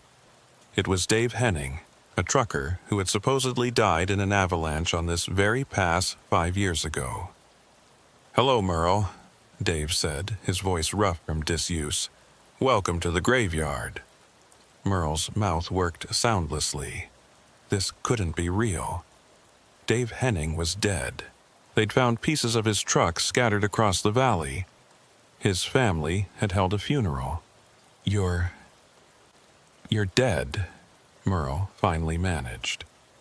Dave smiled, but there was no humor in it. "The mountain took me, yes, but it didn't kill me, just like it didn't kill them." He gestured to the other trucks, and Merle saw figures emerging from them. More drivers, all men and women who had supposedly died in avalanches over the years. "We don't leave our own behind," Dave continued. "When the mountain takes someone, we try to save them. Sometimes we're too late. Sometimes the cold gets them or the impact. But sometimes, like with you, we get there in time." "This is insane. Why don't you go back? Why doesn't anyone know you're alive?" Dave's expression darkened. "Look at your radio, Merle. Look at your phone. Any signal?" Merle checked. Everything was dead. Not just no signal, completely dead, like the electronics had been fried. "The mountain doesn't let us leave," Dave explained. "Oh, we can move around up here, travel the high paths that normal trucks can't reach. But the moment we try to descend to the roads, to civilization, the mountain takes us back. Always in an avalanche. Always violently. That's not possible." Mountains aren't alive. They don't make decisions. This one does. This came from one of the other drivers, a woman Merle vaguely recognized as Patricia Colson, missing since 2019. We've all tried to leave. Every time, the mountain brings us back, so we stop trying. Now we just watch for others like us, others who get caught. We save who we can. Merle's rational mind rebelled against everything he was hearing, but the evidence was right in front of him. These people, these trucks, this impossible rescue, it was all real. There are 12 of us now, Dave said. 13 with you. We've built a life up here. It's not the life we wanted, but it's life. There are caves for shelter, natural hot springs for warmth. We've even managed to grow some food in the volcanic soil. And every time a truck gets hit by an avalanche, we try to save them. My family, Merle said. My wife. She thinks I'm dead by now. Not yet. The rescue teams will search for days. They'll find your truck eventually empty. They'll assume you were swept away, body never recovered. It's what always happens. No, Merle stood up, anger replacing shock. No, I'm not staying here. I have a life. I have responsibilities. Dave stepped back, his expression sad but understanding. You think we didn't say the same thing? You think Patricia didn't have 2 kids waiting for her? You think I didn't have a father dying of cancer who needed me? We all had lives, Merle. The mountain took them. Then we fight back. We find a way down. You're welcome to try. We all did at first. But let me show you something. Dave led Merle to the edge of the shelf, where they could look down at the highway. The avalanche had subsided, and rescue vehicles were arriving, their lights flashing in the growing dusk. Merle could see tiny figures setting up equipment, beginning the search. Watch, Dave said. He picked up a rock and threw it down toward the road. The moment it passed a certain point, maybe 30 feet below the shelf, the snow around it erupted. Not an avalanche, but something targeted, specific.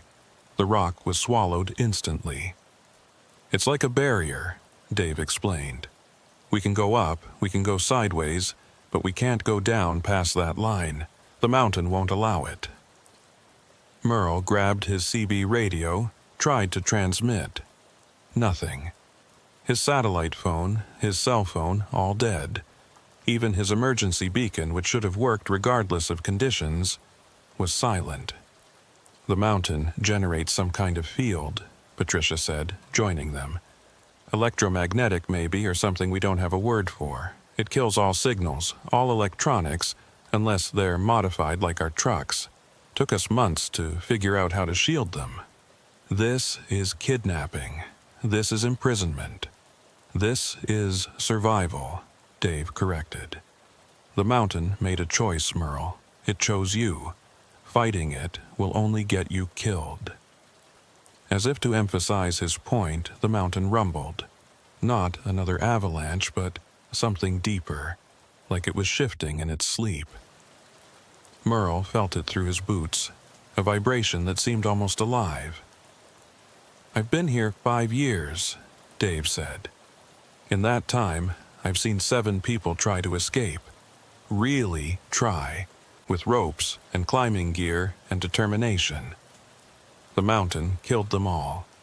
Not quickly, not mercifully. It played with them first. Trapped them in ice caves, buried them just enough to suffocate slowly, dropped them into crevasses that appeared from nowhere. The mountain has rules, Merle. Follow them and you live. Break them and you die. Merle looked out at the rescue teams below. So close, yet unreachable. He could see Leland Voss's truck among the gathered vehicles. The man probably wondering what had happened to the trucker he'd tried to save. His radio, dead moments ago, suddenly crackled to life.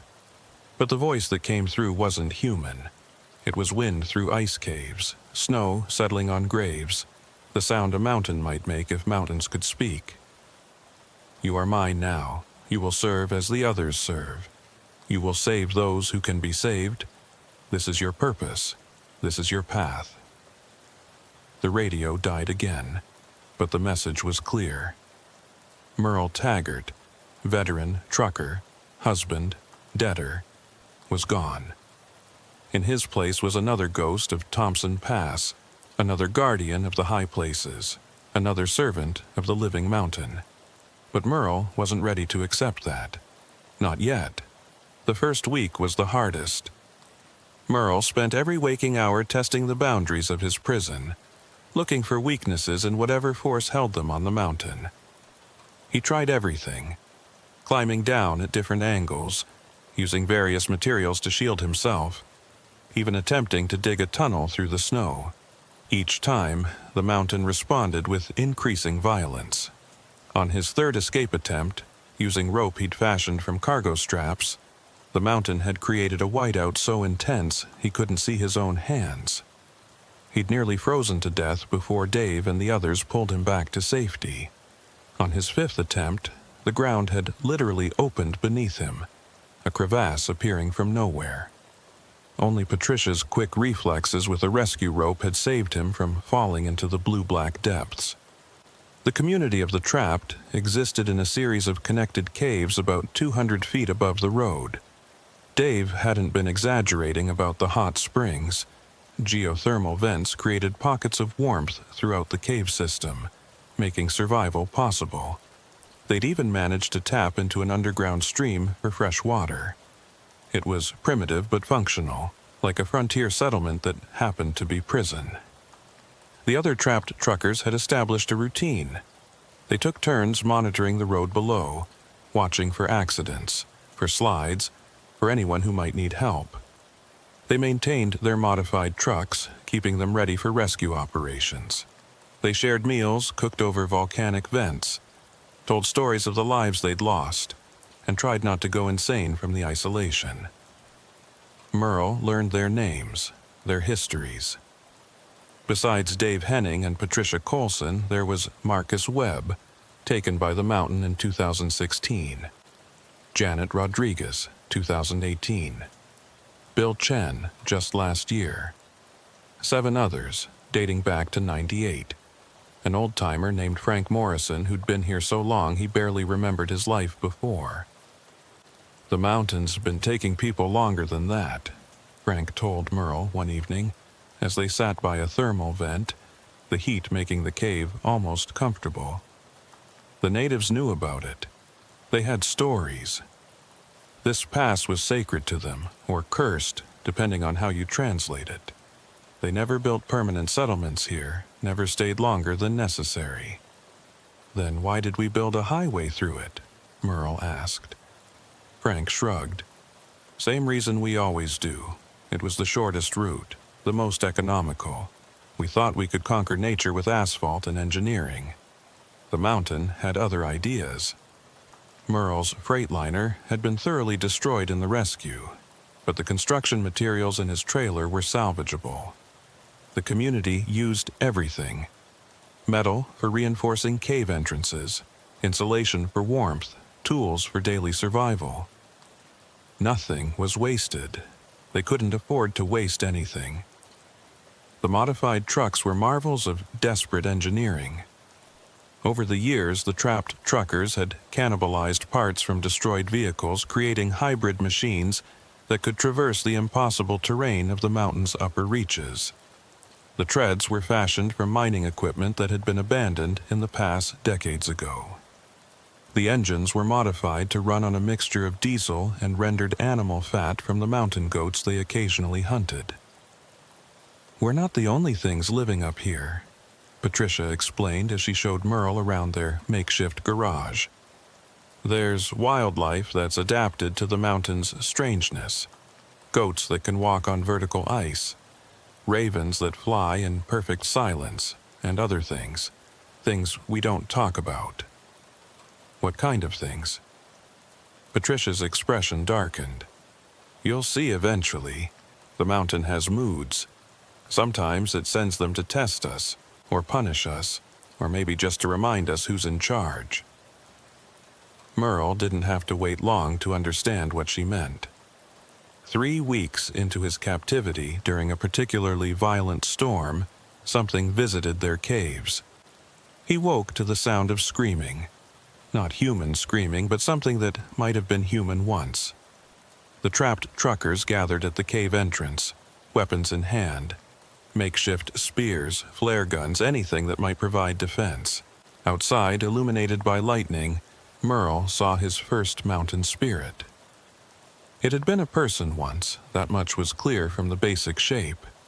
But the mountain had changed it, stretched it, made it into something that could survive in the thin air and brutal cold of the high places. Its limbs were too long, its fingers ended in ice claws, and its face was the worst part. Still human enough to recognize the suffering in its expression. "That's Tom Yates," Dave said quietly. "He tried to escape 2 years ago. Really tried. Dug a tunnel for 3 months without telling anyone. Made it almost all the way to the road before the mountain caught him. This is what it sent back." The thing that had been Tom Yates circled their cave entrance, never quite crossing the threshold. It made sounds that might have been words, might have been pleas, might have been warnings. After an hour, it shambled back into the storm, leaving only claw marks in the ice as proof it had been there. "The mountain keeps them," Frank said. "Everyone who really defies it, everyone who won't accept the rules. It changes them and sends them back as reminders. There are dozens of them up in the higher peaks. We leave food out sometimes, try to keep them away from the caves." Merle felt his resolve weakening. The thought of becoming one of those things, neither human nor animal, neither alive nor dead, was worse than simply accepting his fate. But he couldn't give up. Not yet. Sarah deserved to know what had happened to him. She deserved closure, not just another missing trucker's story. He started keeping a journal, writing down everything that had happened. Everything he'd learned about the mountain and its prisoners. If he couldn't escape, maybe someday someone would find his words and understand. The journal became his lifeline, his connection to sanity. The rescue operations were the strangest part of their existence. When the mountain took someone new, they all felt it. A vibration in the rock, a change in the air pressure, a knowing that transcended physical senses. They would rush to their modified trucks, navigate the impossible terrain, and try to save whoever had been caught. Sometimes they succeeded. More often, they were too late. The mountain was selective about who it kept and who it let die. There seemed to be no pattern to its choices. Young, old, experienced, novice, the mountain's decisions were inscrutable. A month into Merle's captivity, they detected another avalanche. A big one, multiple vehicles caught. The trapped truckers mobilized quickly, their response coordinated by years of practice. Merle rode with Dave, still learning how to operate in their strange new reality. They found 3 trucks buried. 2 were already gone, the occupants crushed instantly by the massive force of the slide. But the third, a small moving van, still had life signs. Dave's modified equipment could detect heartbeats through tons of snow. Another innovation born of necessity. They dug frantically, racing against time and cold. The driver was a young woman, maybe 25, unconscious but alive. As they pulled her free, Merle felt the mountain's attention like a physical weight. It was deciding. "Not this one," Dave said to the air, to the mountain, to whatever intelligence governed this place. "She's too young. She has no experience. She wouldn't survive here. Let her go." The mountain considered. Merle could feel it thinking, if something made of rock and snow could think. Then, miraculously, the pressure eased. They were able to carry the woman down to the road, to leave her where the rescue teams would find her. She would wake up in a hospital, believing she'd been saved by ordinary rescuers, never knowing how close she'd come to joining the ranks of the vanished. "Why?" Merle asked as they climbed back to their shelf. "Why did it let her go?" "Sometimes it does," Dave said. "If we advocate strongly enough, if the person truly wouldn't survive here. The mountain isn't cruel exactly. It just has needs. We fulfill those needs, watching the pass, saving who we can, maintaining the balance. In exchange, it lets us live and occasionally shows mercy. That's insane. You're talking about it like it's sentient, isn't it? After everything you've seen, can you really believe this is just unusual geology?" Merle couldn't answer that. The evidence of his senses said the mountain was alive, aware, making conscious decisions. But accepting that meant accepting that the world was far stranger than he'd ever imagined. Spring came slowly to the pass, though at their elevation it made little difference. The snow never fully melted on the high peaks, and the temperature rarely rose above freezing even in direct sunlight. But the avalanche danger decreased, which meant fewer rescue operations and more time for Merle to brood on his situation. He'd been there 3 months when Leland Voss did something unexpected. The trucker had been haunting the pass since Merle's disappearance, making run after run through the dangerous territory. The trapped truckers had noticed him, discussed him. He was looking for something, looking for Merle. One day, Leland stopped at mile marker 44, the exact spot where Merle had vanished. He got out of his truck with surveying equipment, geological instruments, tools that no trucker should have. He began taking measurements, samples, readings. "He knows something," Patricia said, watching through binoculars. "Or suspects." They watched for 3 days as Leland conducted his investigation. He mapped the avalanche patterns, tested the snow composition, even set up cameras at various angles. On the 3rd night, he did something that made them all freeze in shock. He looked directly at their hidden shelf and waved. "Merle Taggart," he shouted, his voice carrying in the thin mountain air. "I know you're up there. I've analyzed the avalanche pattern, the debris field. Your truck was moved after the slide. The angle's all wrong for natural displacement." The trapped truckers looked at each other in amazement. No one had ever figured it out before. Families had searched, investigators had come and gone, but nobody had ever realized the truth. "I've been researching the history of this pass," Leland continued. "The disappearances go back over a century, too many to be coincidence. And the native stories, they talk about the mountain that keeps men, the peak that builds its own tribe. You're up there, aren't you?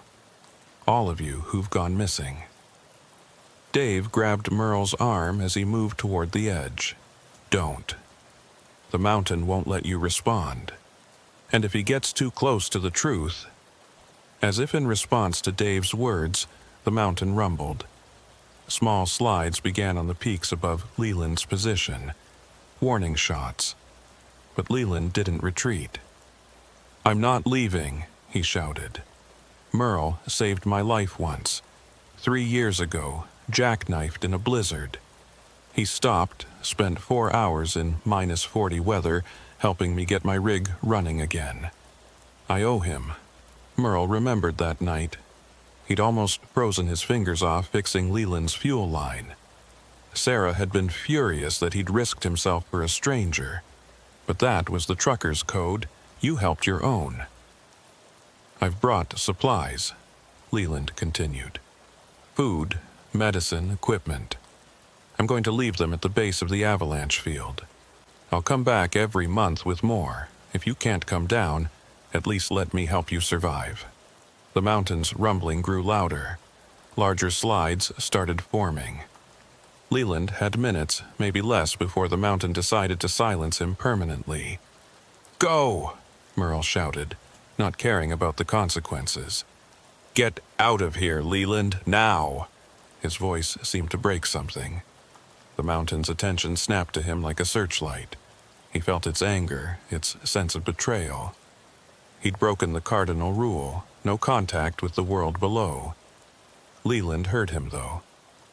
The man looked up, triumph and sorrow mixing on his face. Then he ran for his truck as the mountain unleashed its fury. The avalanche that followed was massive. But Leland had already started driving. He made it out by seconds, his truck disappearing around a bend just as the snow consumed the road. The punishment came immediately. The mountain expelled Merle from the caves, literally pushing him out with a wind that couldn't exist. He tumbled into the snow, the cold hitting him like a physical blow. The other truckers tried to help him, but they were pushed back too. This was between Merle and the mountain. He was dragged upward, not by any visible force, but by the mountain's will. Up past the shelf, past the caves into the realm of the Changed Ones. He could see them in the distance. The things that had once been human, watching with their two long limbs and frozen faces. The mountain showed him visions as he climbed. It had been sleeping for millennia until humans cut the road through its heart. The pain had woken it, and in its pain, it had lashed out. The avalanches weren't random. They were the mountain's immune system, trying to expel the infection of asphalt and steel. But then it had discovered something interesting. Some of the humans it caught had knowledge, skills. They could be useful. So it kept them, learned from them, used them to save others of their kind. It was a symbiotic relationship, or at least that's how the mountain saw it. Merle saw the mountain's memory of every trucker it had taken, every decision to keep or release. He saw Tom Yates's rebellion and transformation, saw others who had accepted their fate and lived peacefully for decades before dying of natural causes and being absorbed into the mountain's substance. He saw possible futures, one where he accepted his role and lived out his years in relative comfort, another where he fought and became another changed one, haunting the high peaks forever. "I understand," Merle gasped through frozen lips. "But I can't accept it. I have a wife, a life I'm not yours to keep." The mountain considered this. Then it showed him something else. Sarah, his wife, moving on. A year from now, she would remarry. 3 years from now, she would have a child. She would be happy, happier than she'd been with him in his dangerous job and constant absences. His death, painful as it was, would free her to find a better life. "That's not your choice to make," Merle said, though the vision shook him. The mountain's response was to drag him higher, into the realm of perpetual ice where nothing human could survive. He felt his body beginning to change, to adapt to the impossible cold and thin air. His fingers were elongating, his skin taking on the blue-white hue of deep ice. This was how it happened, the transformation from human to changed one. But then he heard engines, multiple engines, roaring up from below.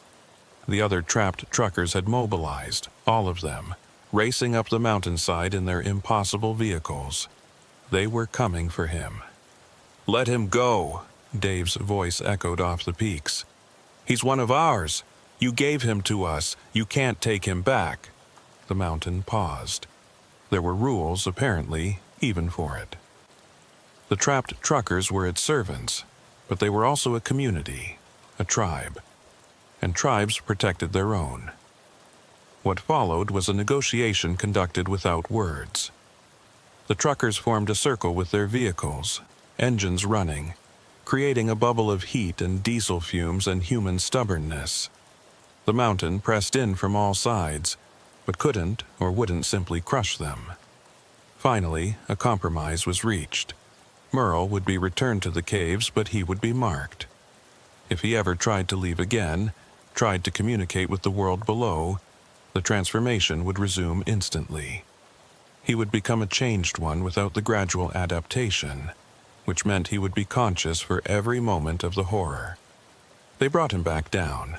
his partially transformed body slowly reverting to mostly human. The elongated fingers shortened, though they remained longer than normal.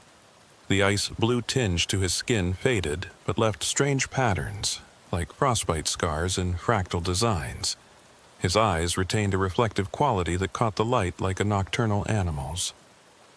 "You're an idiot," Patricia said as they wrapped him in thermal blankets back in the caves. "But a brave idiot." "Leland needed to know," Merle croaked through a throat raw from screaming he didn't remember. "Someone down there needed to know we're alive. And now he does. And he'll either be driven mad by the knowledge or he'll find a way to help. Either way, you've changed things." She was right. Leland's monthly supply drops became a lifeline, not just for the physical goods, but for the psychological connection to the world below.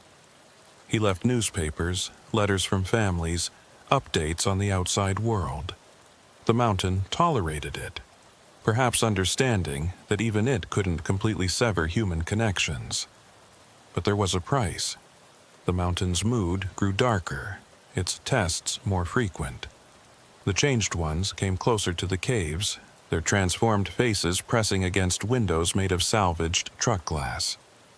The rescue operations became more dangerous, with the mountain sometimes actively fighting their efforts to save people. 6 months had passed since Merle's attempted escape and partial transformation.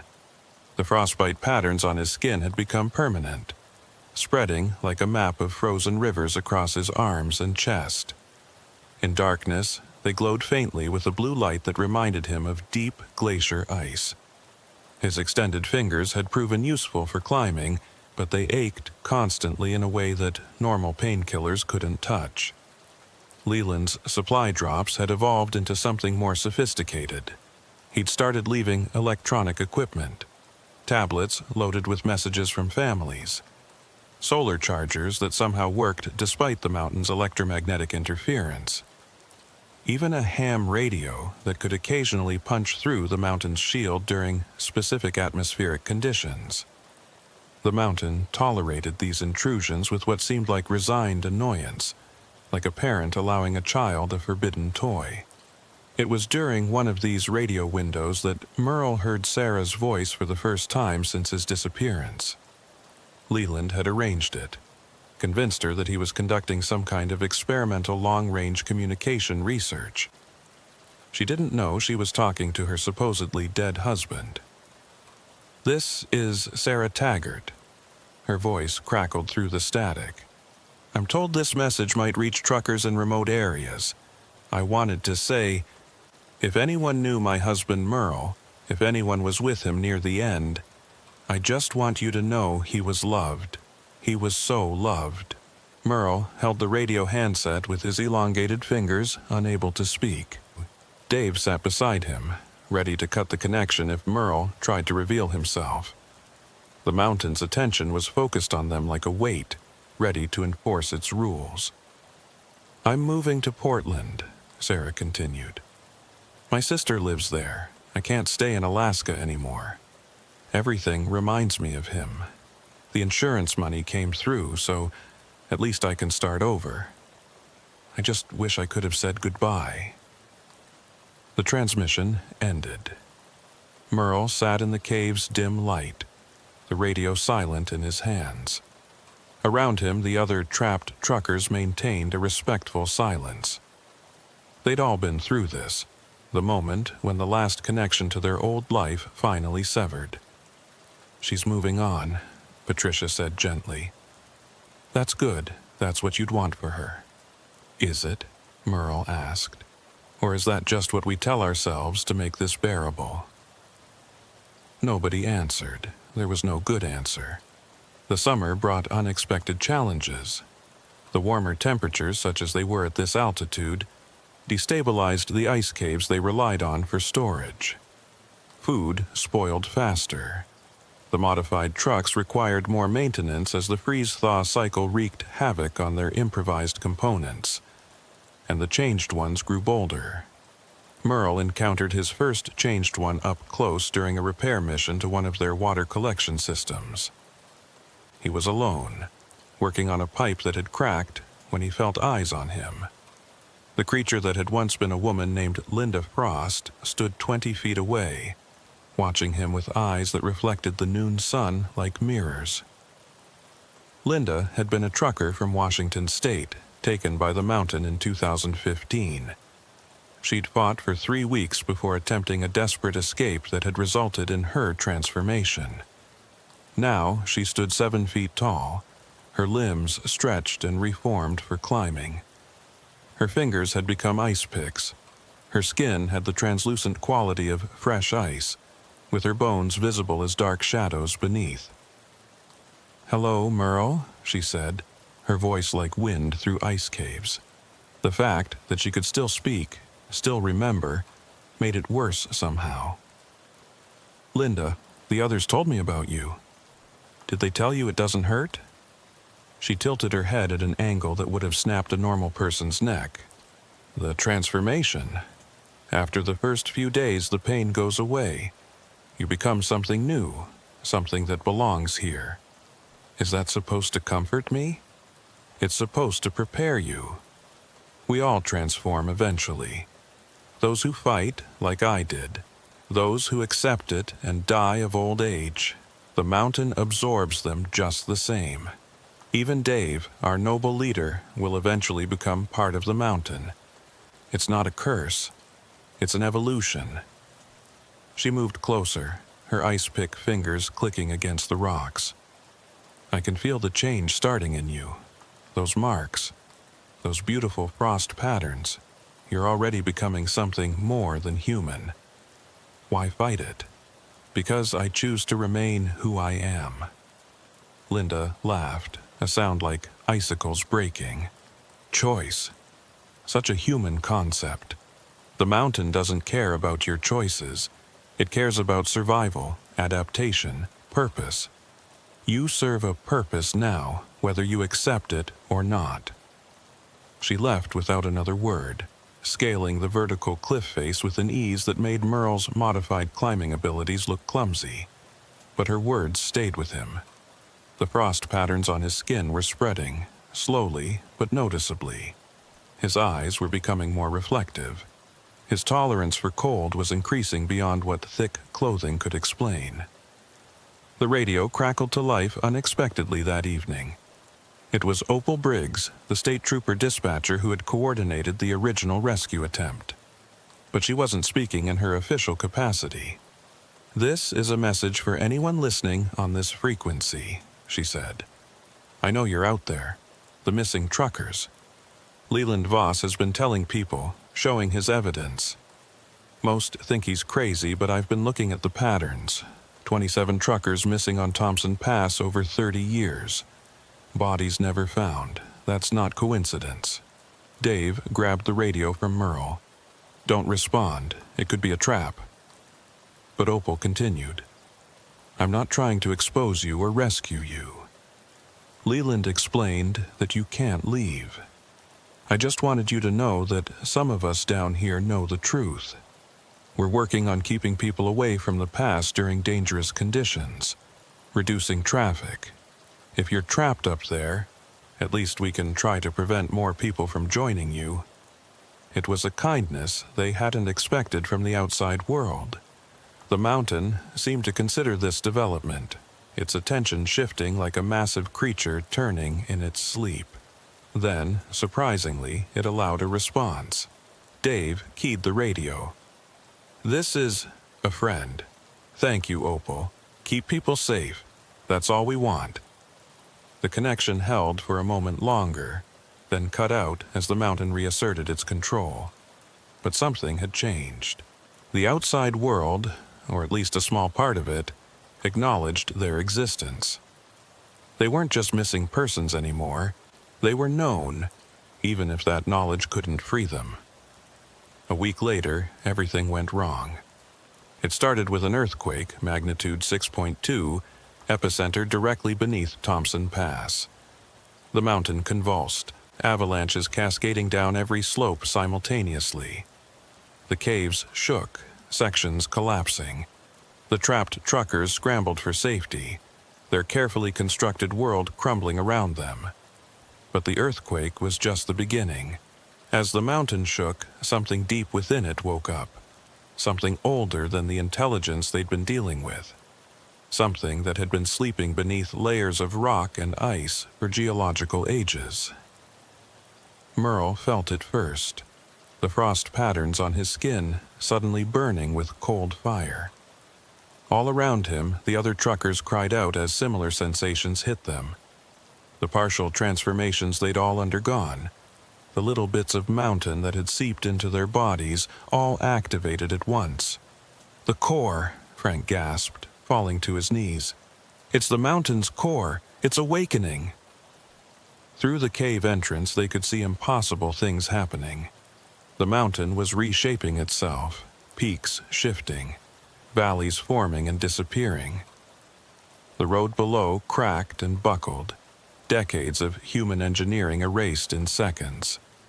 And rising from the mountain's heart, visible through tears and reality itself, was something that hurt to perceive. It wasn't solid or liquid or gas.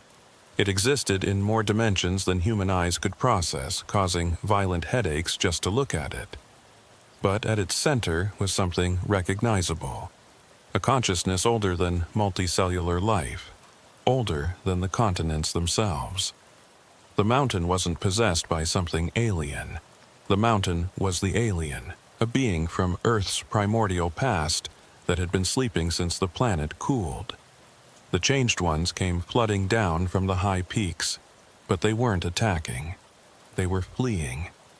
Whatever was rising from the mountain's core was as terrifying to them as it was to the still mostly human truckers. "Everyone to the trucks," Dave shouted, but his voice was distorting, becoming something between human speech and avalanche rumble. The transformation was accelerating in all of them. They ran for their modified vehicles, but the trucks were changing too. The mountain's awakening was affecting everything its influence had touched. Engines merged with rock formations. Tires became living things that gripped the ground with organic tendrils. The vehicles were evolving into something between machine and mountain creature.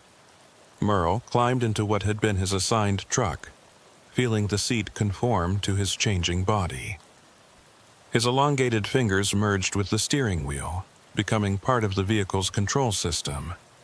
Through the windshield, which was transforming into something like an eye, he could see the world in spectrums that didn't have names.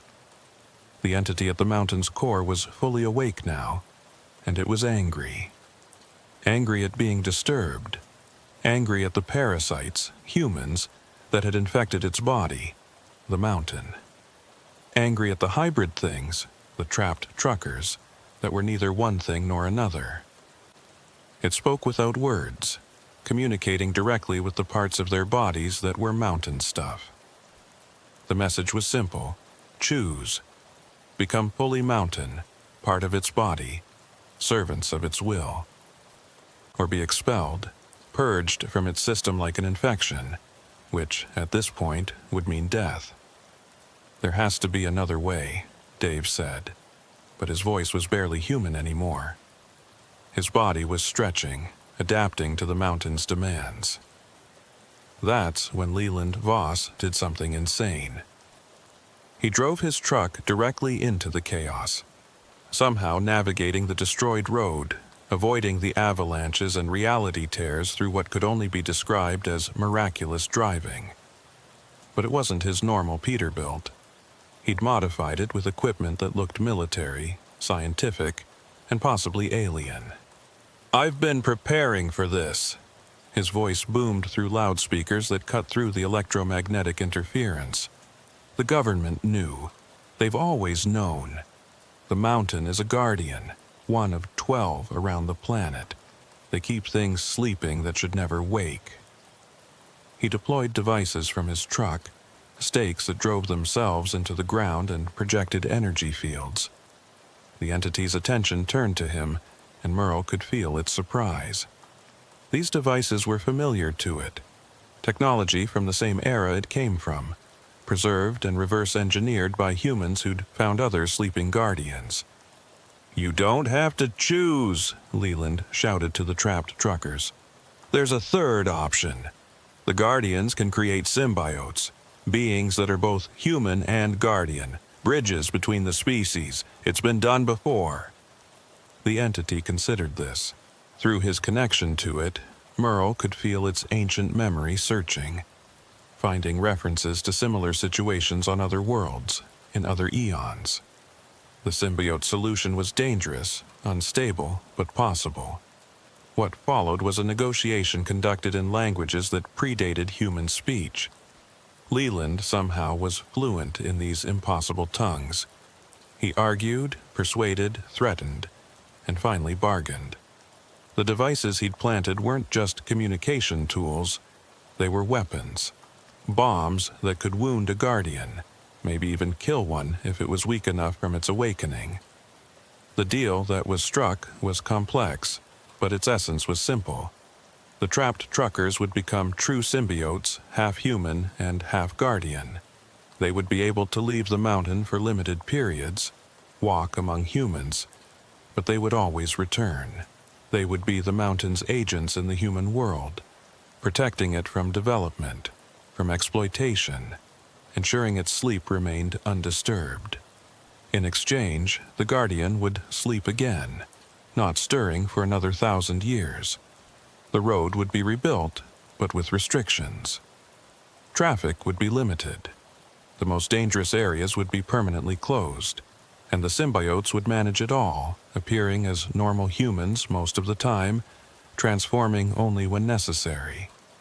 The transformation from trapped to symbiote was agonizing. Merle felt every cell in his body being rewritten, his DNA merging with something that wasn't quite matter as humans understood it. His consciousness expanded, touching the Guardian's vast mind, seeing the Earth from a perspective of billions of years. He saw the Guardians' arrival in Earth's youth, their role in shepherding the planet through cosmic dangers humanity couldn't imagine. He saw civilizations rise and fall, some human-like, others utterly alien. He saw the reason for the Guardians' sleep. They were waiting, watching, ready to wake if certain conditions were met. Conditions that humanity was dangerously close to triggering. When the transformation was complete, Merle found himself standing on the broken road, looking human again. Mostly human. The frost patterns were gone, replaced by skin that could shift between normal and armored at will. His fingers were regular length but could extend when needed. His eyes appeared brown but could see in spectrums that would have burned out normal human neurons. The other truckers stood around him, all similarly transformed. Dave looked decades younger, the symbiosis having repaired years of wear and tear. Patricia's gray hair had turned black with streaks of silver that seemed to move like liquid mercury. Even Frank, ancient Frank, stood straighter, his body renewed by Guardian biology. "We're free," Dave said, wonderingly. "We can leave?" "For a time," Leland corrected. He looked exhausted, aged by his negotiation with the entity. "You need to return to the mountain for 1 week out of every 4. It's part of the symbiosis, and you'll need to manage the pass, keep it safe, prevent anyone from disturbing the Guardian's sleep." "What about our families?" Janet Rodriguez asked. "Can we go home?" "That's up to you. But remember, you're not entirely human anymore. You'll age slower, maybe not at all. You'll have abilities that will be hard to explain. And if the Guardian ever needs you, really needs you, you'll have no choice but to answer its call." Merle thought of Sarah, already moving to Portland, already starting her new life. Could he walk back into that life as something inhuman, should he? The Guardian settled back into sleep, the mountain resuming its normal shape though with some differences. New caves had formed, comfortable ones with natural heating and water, designed for symbiote habitation. The road was reformed but narrower, with permanent barriers at the most dangerous sections. And deep beneath the surface, the ancient entity dreamed its billion-year dreams, content that its new servants would protect its slumber. Opal Briggs was the first official to arrive once the chaos settled. She looked at the gathered truckers, people who'd been missing for years standing around like they'd just stopped for coffee. "So the stories were true," she said. "Some of them," Dave replied. "We need to talk about how this is going to work. The cover story. The official explanation. Mass hallucination caused by gas leaks from the earthquake," Opal said immediately. "You were all trapped in various locations, but rescued. Memory loss from hypothermia explains the time gaps. The destroyed records from the earthquake eliminate any inconsistencies." She'd thought this through, Merle realized. She'd been preparing for something like this. "And the pass?" Patricia asked. "Restricted access, environmental protection zone. Native American groups have already been pushing for it. This gives us the excuse." Opal smiled grimly. "The paperwork's already in motion. Leland's been busy." They worked through the night, creating identities, explanations, cover stories. The symbiotes would become an informal organization of road safety monitors, funded through channels that wouldn't be examined too closely. They would live near the pass, maintaining the fiction of normal lives while serving their true purpose. As dawn broke over Thompson Pass, Merle stood at the edge of the road, looking down at the valley where normal life continued unaware. He could feel the Guardian's presence, vast and sleeping, a constant whisper in the back of his mind. His new nature pulled him in two directions, toward the humanity he'd fought to preserve, and toward the alien consciousness he was now part of. His phone, somehow still functional despite everything, showed 17 missed calls from Sarah's sister. The outside world was waiting for explanations. He could go to Portland, try to reclaim some version of his old life. Or he could accept that Merle Taggart the human had died in an avalanche, and something new had been born from that death. "You don't have to decide today," Dave said, joining him. "We have time. More time than we know what to do with, probably. Does it get easier, being split between two worlds?" Dave considered this. "No, but it gets familiar, and familiar can feel like easy if you let it." They stood in silence, watching the sun rise over the transformed pass. The road was already being traveled. Truckers who had no idea what had happened here during the night. Some honked their horns in greeting, recognizing fellow drivers even if they didn't know their true nature. One truck slowed as it passed. The driver, a young woman, rolled down her window. "You boys need help? Saw the earthquake damage. A lot of folks got stranded." "We're good," Merle replied. "Just making sure everyone gets through safely." She smiled. "That's what I love about you old-timers, always looking out for the rest of us." She drove on, unaware she'd been talking to something only partially human. "That's what we do now," Patricia said, joining them. "We look out for them, keep them safe from things they can't understand. And if another Guardian wakes up?" Merle asked. "Leland said there were 12. "Then we deal with it," Dave said. "We're bridges between worlds now. Maybe that's what we were always meant to be." The mountain rumbled gently. Not a threat, but an acknowledgement. The Guardian approved, or at least accepted. The symbiosis was working. But Merle could feel something else through his connection to the ancient entity. The Guardian wasn't just sleeping. It was waiting for something specific, something coming. The conditions it watched for were approaching. Maybe not in human lifetimes, but soon in Guardian terms. When that time came, the symbiotes would be needed for more than managing a mountain pass. They would be humanity's translators, negotiators, the bridge between species when the Guardians woke to face whatever cosmic threat they'd been placed on Earth to prevent. "Leland knows more than he's telling us," Merle said. Of course he does, Dave replied. But we have time to learn. All the time in the world. A convoy of trucks approached from the north, heading for Valdez with emergency supplies for the earthquake damage. The symbiotes watched them pass, counting vehicles, assessing drivers, ensuring safe passage through their domain. It was what they did now, what they would do for decades, maybe centuries to come. Merle felt his phone buzz. Another call from Sarah's sister. He could answer it, start the process of reclaiming some version of his human life. Or he could let Merle Taggart remain dead, a victim of the mountain's hunger, and embrace fully what he'd become. The Guardian stirred in its sleep, sharing a fragment of memory. Other worlds, other symbiotes, other bridges between the cosmic and the mundane. They had all faced this choice. Most chose to maintain connections to both worlds, living in the tension between human and other. It was harder but richer, more complex but more rewarding. He answered the phone. "Hello, this is Merle Taggart. Yes, I'm alive. There was an earthquake, an avalanche. I've been recovering. Is Sarah there? I need to talk to my wife." The conversation that followed was difficult, full of tears and questions and half-truths.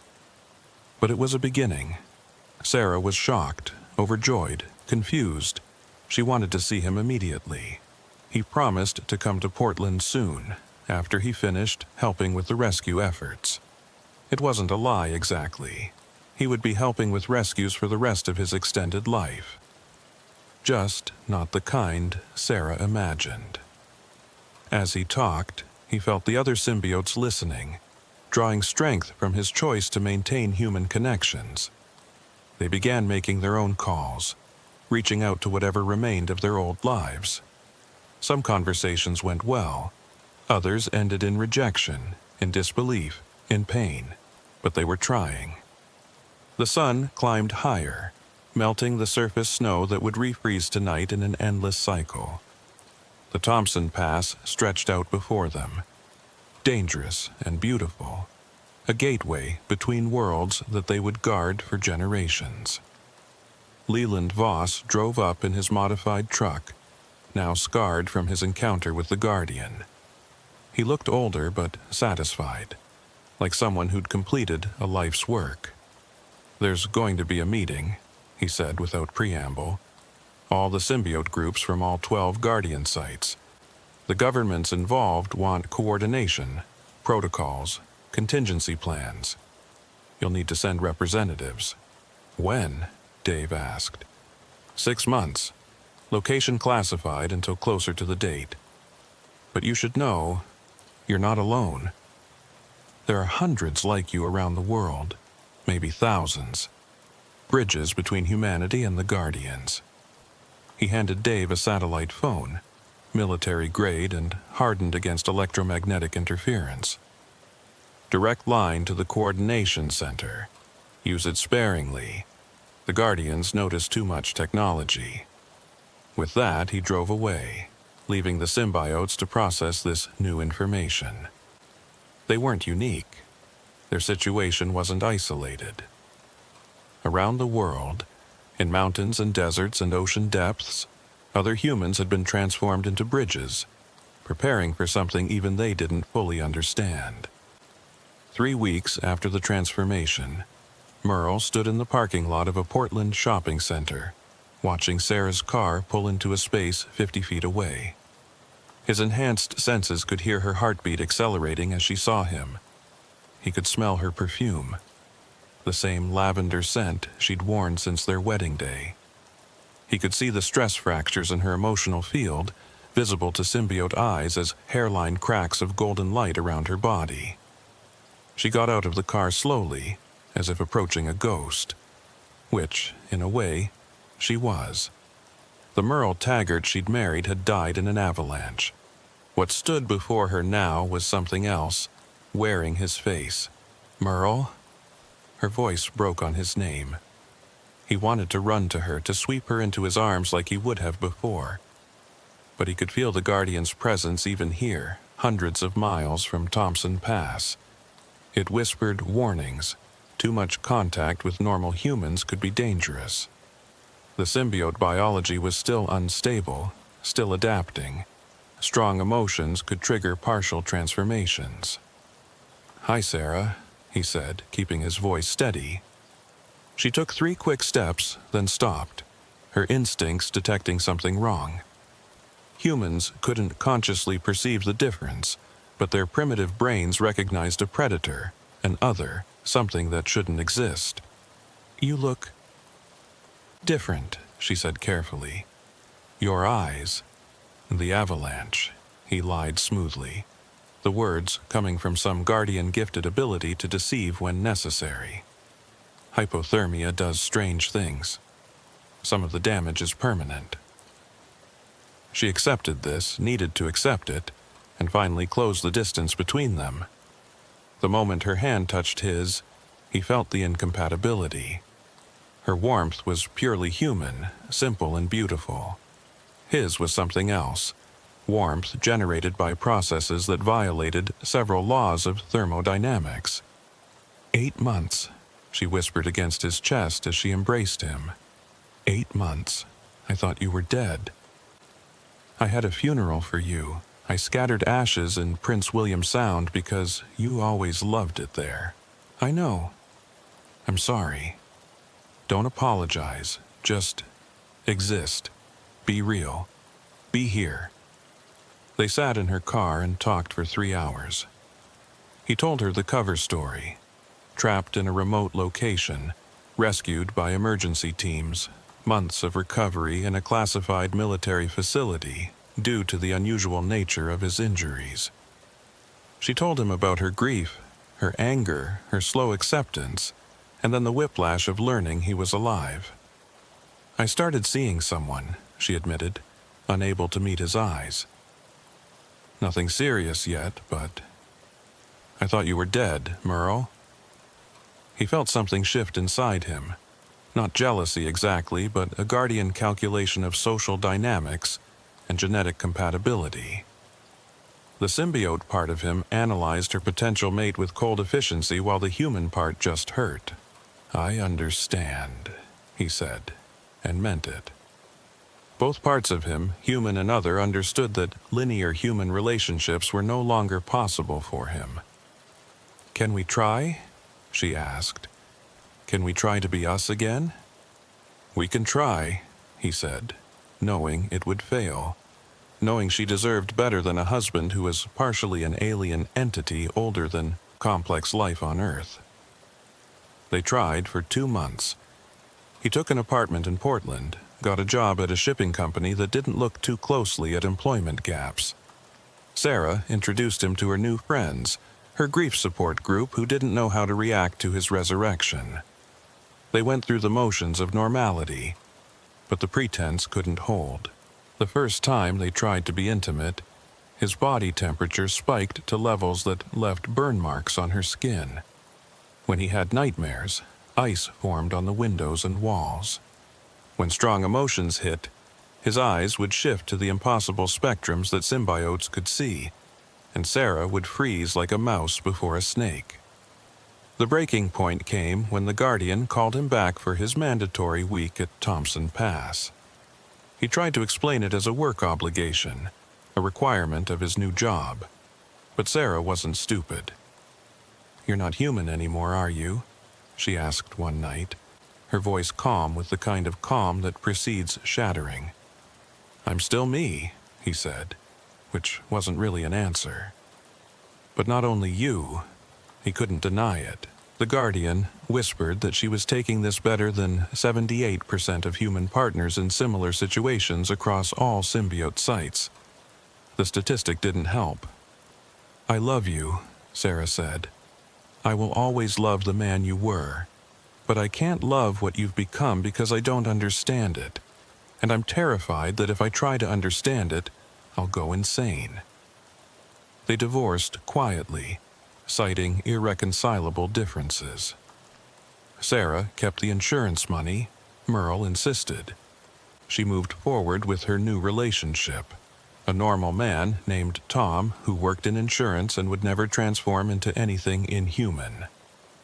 Merle returned to Thompson Pass permanently. The symbiote community had evolved rapidly in those months. They'd established a compound near the pass, officially designated as a Transportation Safety Research Facility.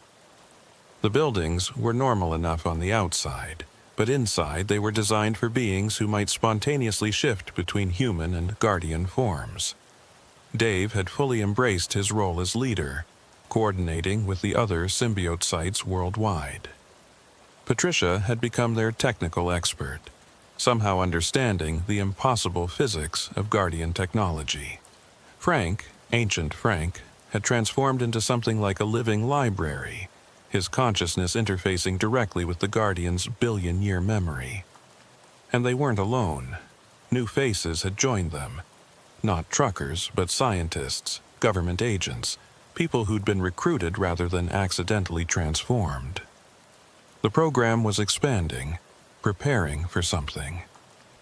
Leland Voss visited regularly, bringing updates from the outside world.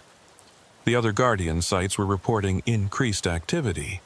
The one beneath Yellowstone had stirred 3 times in the past month.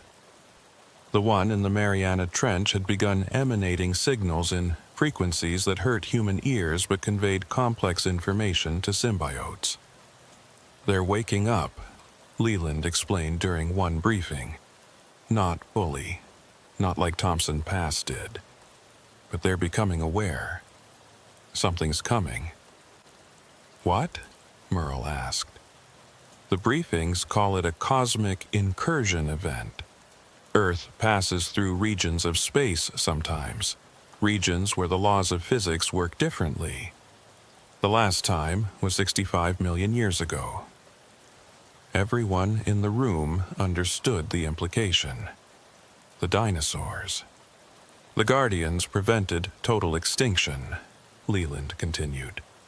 "But they couldn't save everything. This time, with human civilization in the mix, the stakes are higher. The symbiotes are part of the defense system."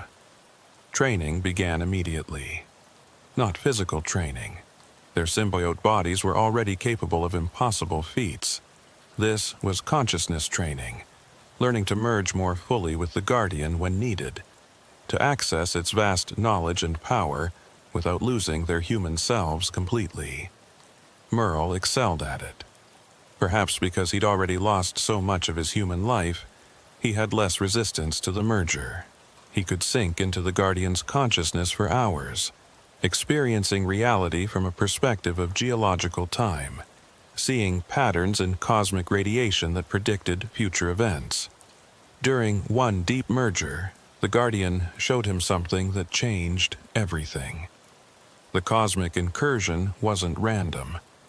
Something was coming to Earth deliberately, drawn by signals humanity had been inadvertently broadcasting into space.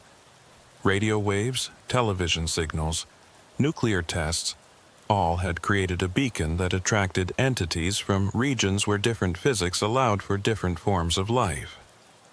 These entities weren't malevolent exactly.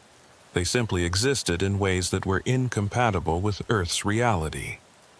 Their presence would cause matter to break down, energy to flow in impossible directions, life, as humans understood it, to cease. The Guardians had been placed on Earth specifically to prevent such incursions, to maintain the local physics that allowed for carbon-based life. But the Guardians were tired. Billions of years of vigilance had worn them down. They needed agents, beings who could operate in both the physical and consciousness realms, who could fight incursions on multiple levels of reality. Hence, the symbiotes. The first test came 6 months later. Merle was on patrol, driving one of the modified trucks along the high paths above the official road, when reality tore. It started as a shimmer in the air, like heat distortion but in winter. Then the shimmer expanded, and through it came something that shouldn't exist. It had no fixed form. One moment it looked like a crystalline spider the size of a house, the next like a flowing liquid that defied gravity. It existed in 7 dimensions simultaneously, which made looking at it cause severe headaches and nosebleeds in normal humans. But Merle's symbiote eyes could process it, categorize it, understand it as a scout for the larger incursion. He responded without thinking, his body shifting to full symbiote form. His skin became something between flesh and mineral, capable of withstanding temperatures and pressures that would vaporize normal matter. His consciousness expanded, touching the Guardian's vast mind, drawing on its knowledge of how to fight such entities. The battle was brief but intense. The entity tried to establish a foothold in Earth's reality, to create a bubble where its physics would override local laws. Merle countered by channeling the Guardian's will through his body, reinforcing local reality, making Earth's physics absolute in this location. The entity retreated, sliding back through the tear it had created. But as it departed, it communicated something, not in words, but in concepts that bypassed language. More were coming, many more. The incursion would happen whether Earth was ready or not. Merle reported the encounter immediately. Within hours, symbiotes from around the world were communicating, sharing similar experiences. The scouts were probing Earth's defenses, testing the Guardians, learning. An emergency meeting was called at a location that turned out to be beneath Mount Denali, where another Guardian slept. Representatives from all 12 sites gathered in a chamber that existed partially outside normal space-time, allowing beings from different parts of the planet to meet instantly. Merle had never seen so many symbiotes in one place. They came in various forms, some mostly human in appearance, others showing more dramatic transformations. The symbiotes from the ocean sites had developed gills and scales. Those from desert sites had skin that could photosynthesize. Each had adapted to their guardian's specific nature. The meeting was chaired by someone Merle hadn't expected, a woman in her 70s who introduced herself as Dr. Elizabeth Cray, the first human to successfully achieve symbiosis back in 1962. The incursion will occur in 18 months, she announced without preamble. Our intelligence indicates it will be the largest Earth has faced in its history. We're looking at potentially thousands of entities attempting to establish beachheads in our reality. A symbiote from the Sahara site raised a hand. Can the Guardians stop them all? Not alone. Not anymore. The Guardians are powerful, but finite. They've been spending their energy maintaining Earth's reality bubble for billions of years. They're depleted. That's why they created us. She gestured to a map that showed not Earth's geography, but its metaphysical structure. The weak points where reality was thin, where incursions were most likely. Thompson Pass is one of 12 primary nodes, she explained. If any node falls, the entire defense network collapses. Each site must be held at all costs. Merle studied the map, noting that most nodes were in remote locations, but a few were dangerously close to population centers. If the incursions happened there, millions would witness things that could shatter human sanity. What about evacuation? Patricia asked. She'd accompanied Merle to the meeting. Cover stories are being prepared. Natural disasters, industrial accidents, whatever it takes to clear civilians from the danger zones. But some exposure is inevitable. Humanity is about to learn it's not alone in the universe, and not in a friendly first contact way. The meeting continued for hours, covering battle strategies, communication protocols, worst-case scenarios. Merle found himself appointed as Thompson Pass's primary warrior, the symbiote most capable of full merger with the Guardian during combat. It was an honor he didn't want but couldn't refuse. When they returned to Thompson Pass, the preparation began in earnest. The compound was fortified with materials that existed partially in other dimensions, creating barriers against incursion entities. Weapons were developed that could harm things without fixed physical form. and the symbiotes trained constantly, pushing the limits of their transformation abilities. During this time, Merle received a final call from Sarah. She was pregnant with Tom's child, wanted him to know before he heard it elsewhere. She wished him well in whatever strange life he'd chosen. He congratulated her, meant it, and knew they would never speak again. The human part of him grieved. The guardian part noted the genetic diversity of her offspring and approved. The symbiote whole of him filed the emotion away and continued preparing for war. Other truckers still used Thompson Pass, unaware of the hive of activity above the road. Occasionally one would break down or get caught in weather, and the symbiotes would rescue them, maintaining their cover as safety monitors. These moments of normal human interaction became precious, reminders of what they were fighting to protect. One trucker in particular caught Merle's attention. A young woman named Casey who ran the route weekly, always alone, always pushing through dangerous conditions that would have sent veterans looking for alternate routes. She had the kind of fearless determination that the mountain noticed. "She's a potential," Dave observed, watching Casey's truck disappear into a blizzard that had everyone else pulled over. "The Guardian's interested?" "More than interested, it's been testing her. Small avalanches that she somehow avoids.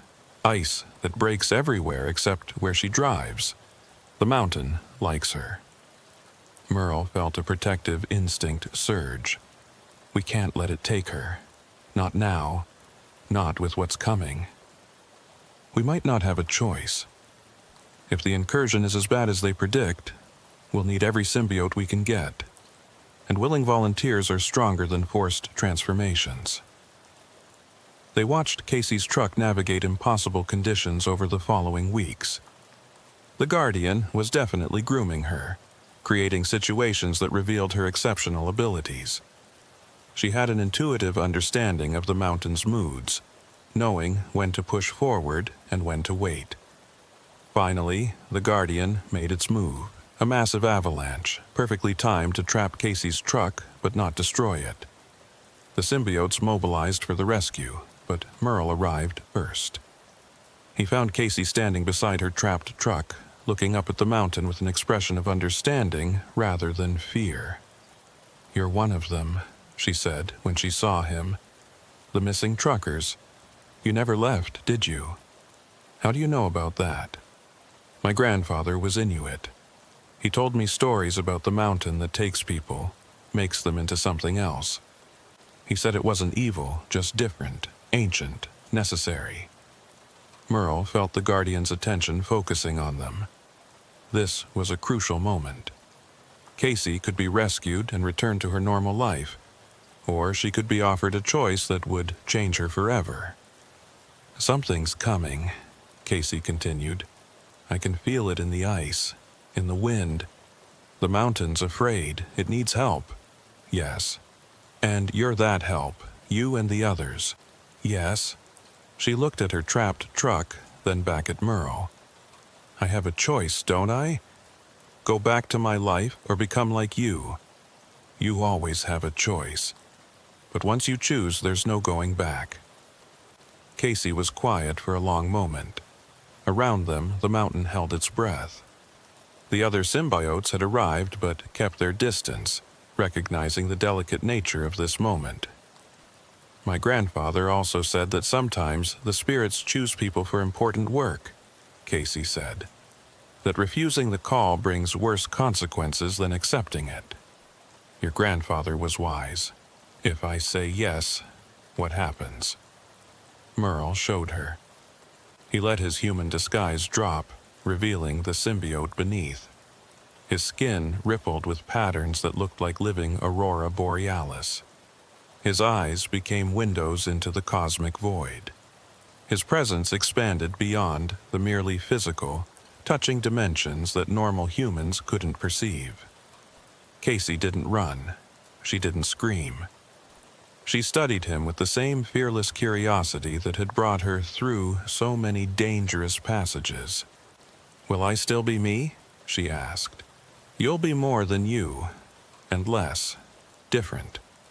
But the core of who you are, that remains. And I'll help protect people, stop whatever's coming? That's the hope. Casey nodded. Then yes. The transformation happened immediately. The Guardian had been waiting, preparing her body through weeks of subtle exposure. The change was smoother than Merle's had been, less violent. Casey gasped as her consciousness expanded, touching the Guardian's ancient mind. Her body shifted, adapted, became something that could survive in conditions that would kill normal humans. When it was over, she stood transformed. Her skin had a crystalline quality, like living ice that could bend without breaking. Her eyes held depths that reflected the mountain's billion-year memory. She was beautiful and terrible, human and other. "Oh," she said, her voice harmonizing with frequencies only symbiotes could hear. "Oh, I understand now. I understand everything." They brought her back to the compound, integrated her into their community. She adapted quickly, her natural affinity for the mountain making the transition easier than it had been for the accidentally transformed. Within weeks, she was participating in patrols, rescues, and preparation for the incursion. The final months passed quickly. Around the world, reports came in of increasing incursion activity. The entity scouts were becoming bolder, sometimes manifesting in populated areas. The government cover stories were wearing thin. Conspiracy theorists were getting dangerously close to the truth. Leland Voss brought disturbing news. 3 of the Guardian sites have gone dark. Mount Fuji, the Sahara node, and the one in Antarctica. We've lost contact with their symbiotes. Are they dead? Patricia asked. Unknown. The sites are still there, but they're changed. Surrounded by fields that distort reality. Nothing can get close enough to investigate. The Thompson Pass symbiotes increased their vigilance. If 3 sites had fallen, the pressure on the remaining 9 would be immense. The Guardian stirred more frequently, sharing visions of the coming storm. Then, on a clear February morning with the temperature at -35, exactly 1 year after Merle's transformation, it began. The sky cracked. Not clouds, not atmosphere, but the actual space above them developed a fissure that leaked impossible colors. Through the crack, entities began pouring into Earth's reality. They came in hundreds, each one a violation of physics, a wound in the fabric of space-time. The Guardian woke fully, its consciousness exploding through every symbiote simultaneously. Merle felt his individuality dissolve into something larger, a collective defense system with multiple bodies but one purpose. The mountain itself began to change, revealing that what humans had thought was a natural formation was actually a guardian in a chrysalis of rock and ice. The battle was beyond human comprehension. It took place in multiple dimensions simultaneously. In the physical realm, the symbiotes fought entities that shifted between states of matter, that existed in several locations at once, that rewrote the laws of physics by their mere presence. Casey proved exceptional, her natural connection to the Guardian allowing her to channel its power more efficiently than symbiotes with years of experience. She held the Eastern approach single-handedly, creating barriers of crystallized reality that the entities couldn't penetrate. Patricia and Dave worked together, their complementary skills allowing them to trap entities in loops of distorted space-time, containing them until they could be destroyed. Frank interfaced directly with the Guardian's consciousness, coordinating the defense across multiple dimensional fronts. And Merle fought at the center, where the largest entities attempted to establish their beachhead. He had ceased to be singular, becoming instead a conduit for the Guardian's full power. His body shifted constantly, one moment human-sized, the next towering hundreds of feet tall. He wielded forces that humans had no names for, weapons that existed in theoretical physics equations but had never been observed in nature. The battle raged for 7 hours that felt like 7 eternities. Reality warped and rewrote itself dozens of times. The mountain changed shape, revealing its true form as a massive crystalline entity that had been dormant for eons. The very air became solid in places, gaseous rock in others. Through it all, the normal world continued just below. Truckers on the Richardson Highway experienced some unusual weather, maybe a few minor earthquakes. They had no idea that reality itself was being defended just above their heads. The symbiotes maintained the illusion, keeping the horror contained, protecting humanity from knowledge that would shatter minds. Finally, after casualties that included 3 symbiotes dissolved into component atoms and reformed, the incursion was repelled. The entities retreated through their dimensional rift, which the Guardian sealed with a finality that resonated through every atom in a 1,000-mile radius. The aftermath was exhaustion beyond description. The symbiotes collapsed where they stood, their bodies struggling to maintain coherent form after channeling such power. The Guardian settled back into dormancy, but lighter somehow, depleted by the battle. Merle found himself on the road, somehow transported there during the fighting. His body was primarily human again, though he could feel the symbiote nature beneath, forever changed by what he'd channeled. Casey was beside him, her crystalline skin slowly reverting to something that could pass for normal. "Is it over?" she asked. "This one is. There will be others." She nodded, accepting this with the adaptability that had made her an exceptional symbiote. "Then we keep watch. We keep fighting. For how long? For as long as Earth needs us." A truck approached, slowing as the driver saw 2 people standing on the empty highway. The window rolled down, revealing Leland Voss. 6 sites held completely, he reported. 2 partially fell but were retaken. 3 remained compromised. The incursion was stopped, but barely. Casualties? 47 symbiotes globally, hundreds of civilian witnesses who'll need memory adjustment, and 1 Guardian, the one in Australia, died completely. Its node is now undefended. The implications were staggering. If Guardians could die, if nodes could fall permanently, then Earth's defense was not sustainable indefinitely. "There's going to be a new protocol," Leland continued. "Recruitment is being expanded. Every potential candidate is being evaluated. We need more symbiotes, possibly thousands more, before the next incursion." Merle thought of all the truckers who traveled these dangerous roads, the ones with the right combination of bravery and foolishness to challenge nature daily. Many of them could be candidates. Many of them would face the same choice Casey had. "What about the public?" Patricia asked, having recovered enough to join them. "How long can we keep this secret?" "Best estimates, 5 years, maybe 10. Eventually, something will happen that can't be covered up. Humanity will learn the truth."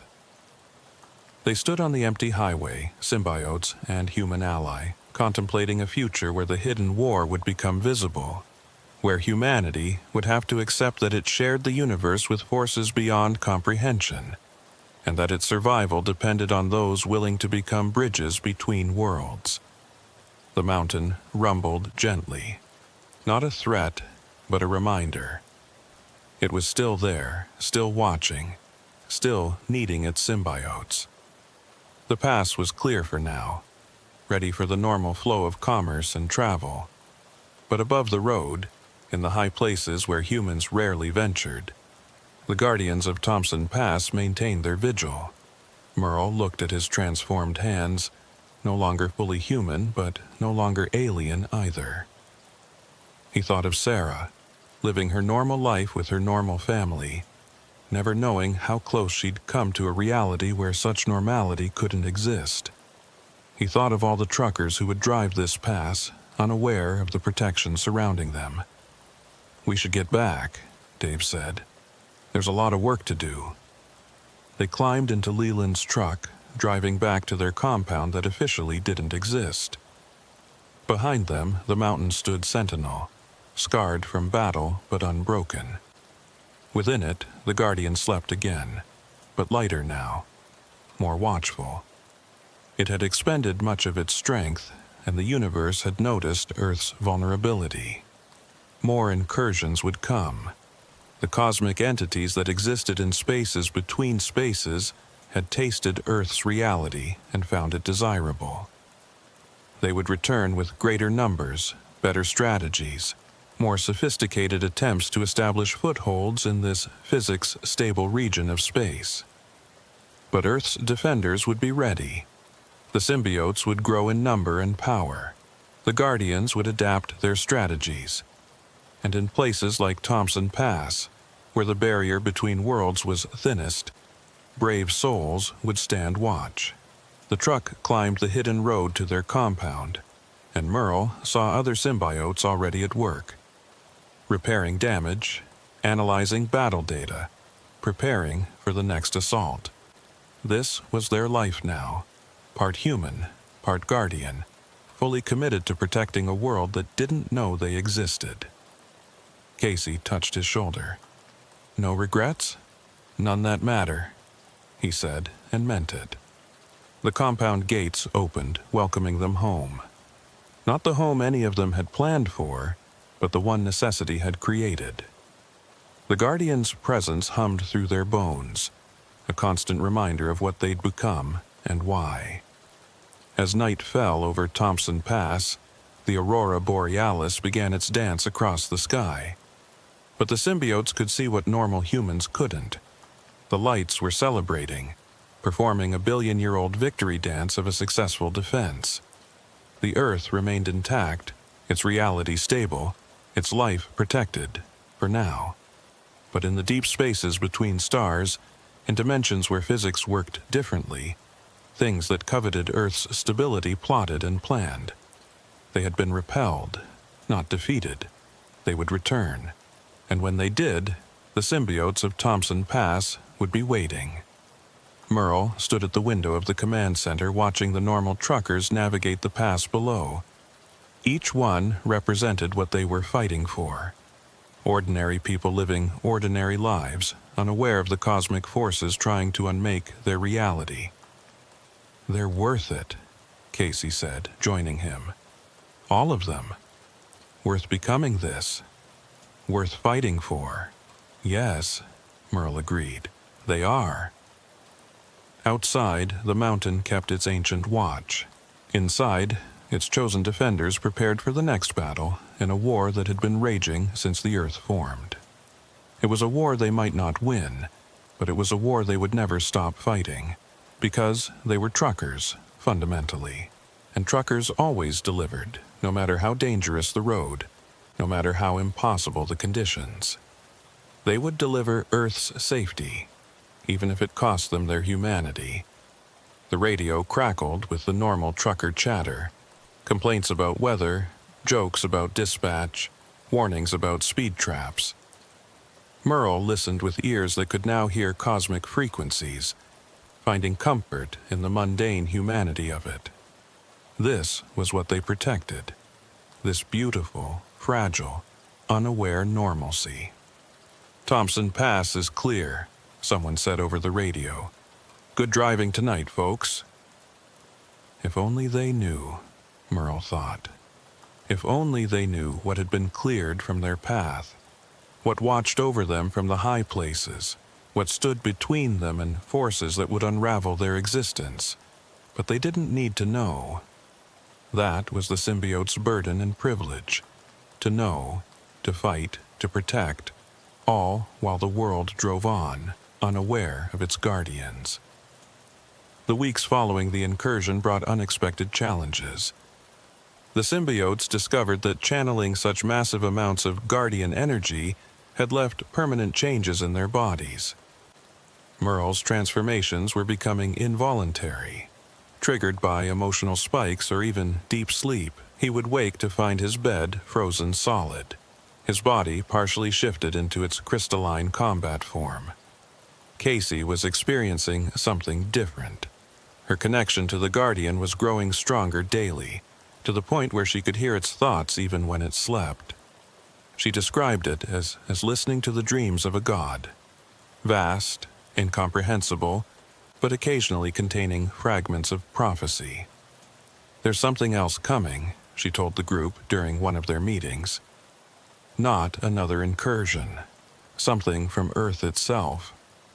The Guardian keeps showing me images of the deep ocean, of places where tectonic plates meet." Leland's next visit confirmed her visions. "The Pacific Guardian is stirring, the one that sleeps beneath the Mariana Trench. It's been dormant longer than any of the others, but the recent incursion woke it." "Is that bad?" Patricia asked. "Unknown. The ocean guardians are different from the land-based ones. Older, more alien. The symbiotes at that site have been reporting strange phenomena. Creatures from the deep trenches surfacing, water temperatures fluctuating by dozens of degrees, and something they're calling the singing." Merle felt the Thompson Pass Guardian react to this news, a ripple of something that might have been concern passing through the mountain.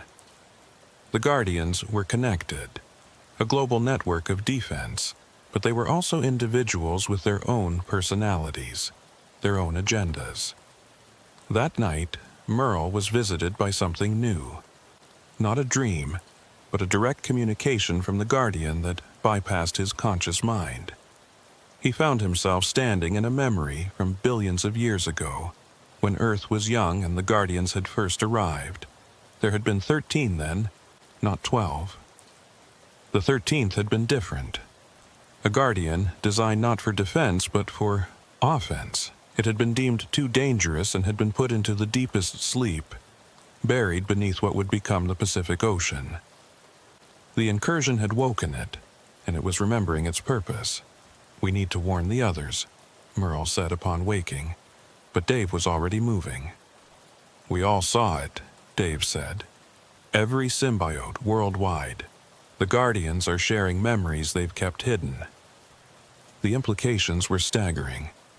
If the 13th Guardian fully woke, if it remembered its purpose as a weapon rather than a shield, it could be either Earth's greatest defender or its destroyer. Emergency protocols were activated. Symbiotes from coastal sites were relocated inland. The ocean-based symbiotes were pulled back from deep-water operations. Everyone waited to see what the 13th Guardian would do. They didn't have to wait long. 3 days later, something rose from the Mariana Trench. The few military vessels that witnessed it could barely describe what they saw. A creature of impossible size, something between solid and liquid, existing in more dimensions than should be possible. It breached the surface once, its form temporarily visible as a mountain of crystallized water and living darkness, then dove back into the depths. But in that brief moment of surfacing, it had communicated with every Guardian and symbiote on the planet. Its message was simple: the enemy comes from below as well as above. The cosmic incursions weren't the only threat. Deep beneath Earth's crust, in pockets of altered space-time left over from the planet's formation, things had been growing. Feeding on geothermal energy, evolving in isolation, waiting. The 13th Guardian hadn't been placed there to sleep. It had been positioned as a guard against the threat from below. "We're fighting a war on 2 fronts," Leland explained during an emergency briefing. "Cosmic entities from above, subterranean ones from below. The Guardians have been managing both threats for billions of years, but they're reaching their limits." The Thompson Pass symbiotes found themselves with a new mission. Their Guardian, being one of the strongest land-based ones, would need to support both defensive efforts. This meant more symbiotes were needed, and quickly. Merle was put in charge of recruitment. He spent days monitoring the pass, looking for candidates like Casey, people with the right combination of bravery, adaptability, and that indefinable quality that made them compatible with Guardian biology. He found 3 potentials in the first week. A veteran trucker named Miguel, who'd survived 7 avalanches in his career. A young indigenous woman named Aria, whose grandmother had been a shaman and who could sense the mountain's moods. An ex-military driver named Brooks, who'd seen things in Afghanistan that had already stretched his conception of reality. Each was approached carefully, offered the choice with full disclosure of what it meant. Miguel accepted immediately, saying he'd rather die defending Earth than retire to a fishing boat. Aria required more convincing, but ultimately agreed when the Guardian itself spoke to her in her grandmother's voice. Brooks simply nodded and said, "Always knew there was something else out there. Might as well face it head on." Their transformations were smoother than the early ones had been. The Guardian had learned, adapted, refined its symbiosis process. The new symbiotes emerged with better control, clearer connections to the collective consciousness, and unique abilities shaped by their individual natures. Miguel could phase shift, moving through solid matter by temporarily existing in parallel dimensions. Aria became a living conduit for electromagnetic energy, able to generate EMPs that could disable the technology-based incursion entities.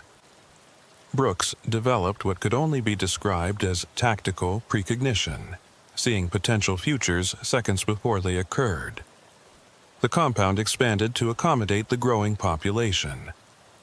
What had started as a hidden refuge was becoming a military installation, complete with training facilities, research labs, and defensive systems that existed partially in other dimensions. But even as they grew stronger, signs of the underground threat were increasing. Earthquakes with impossible epicenters, originating from hollow spaces that shouldn't exist. Lakes suddenly draining, their water vanishing into portals that led nowhere. And in deep mines around the world, workers were reporting sounds, rhythmic, mechanical, purposeful. Casey's connection to the Guardian continued to deepen, and through her, they learned more about the subterranean threat. The entities below weren't invaders like the cosmic ones. They were Earth's first children, predating even the Guardians. They had been driven underground by the planet's changing conditions, evolving in isolation, developing their own civilization in the hollow spaces between tectonic plates. The Guardians' arrival had trapped them, sealing the passages between the surface and the deep places. For billions of years, they had been prisoners in their own world, but the recent incursion had weakened the seals. They were breaking free. "They're not evil," Casey explained after particularly intense communion with the Guardian. "They're angry. They want their world back." This presented a moral dilemma the symbiotes hadn't expected. The cosmic entities were clearly invasive, incompatible with Earth's life. But the subterranean ones had as much claim to the planet as humans did.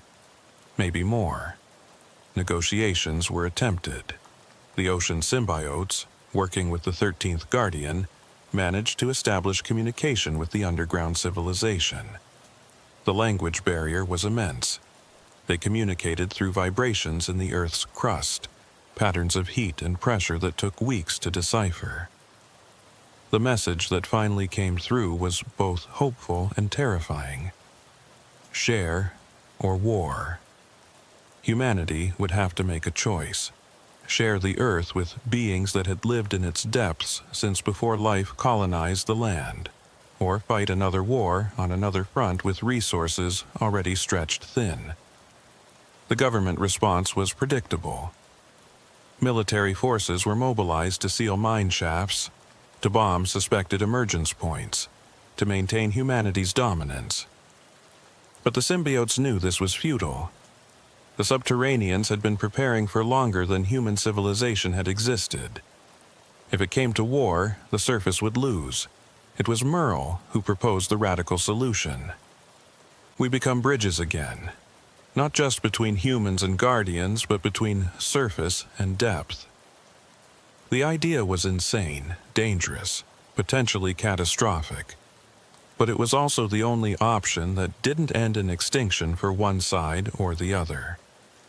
Volunteers were requested. Merle, Casey, and surprisingly Brooks stepped forward.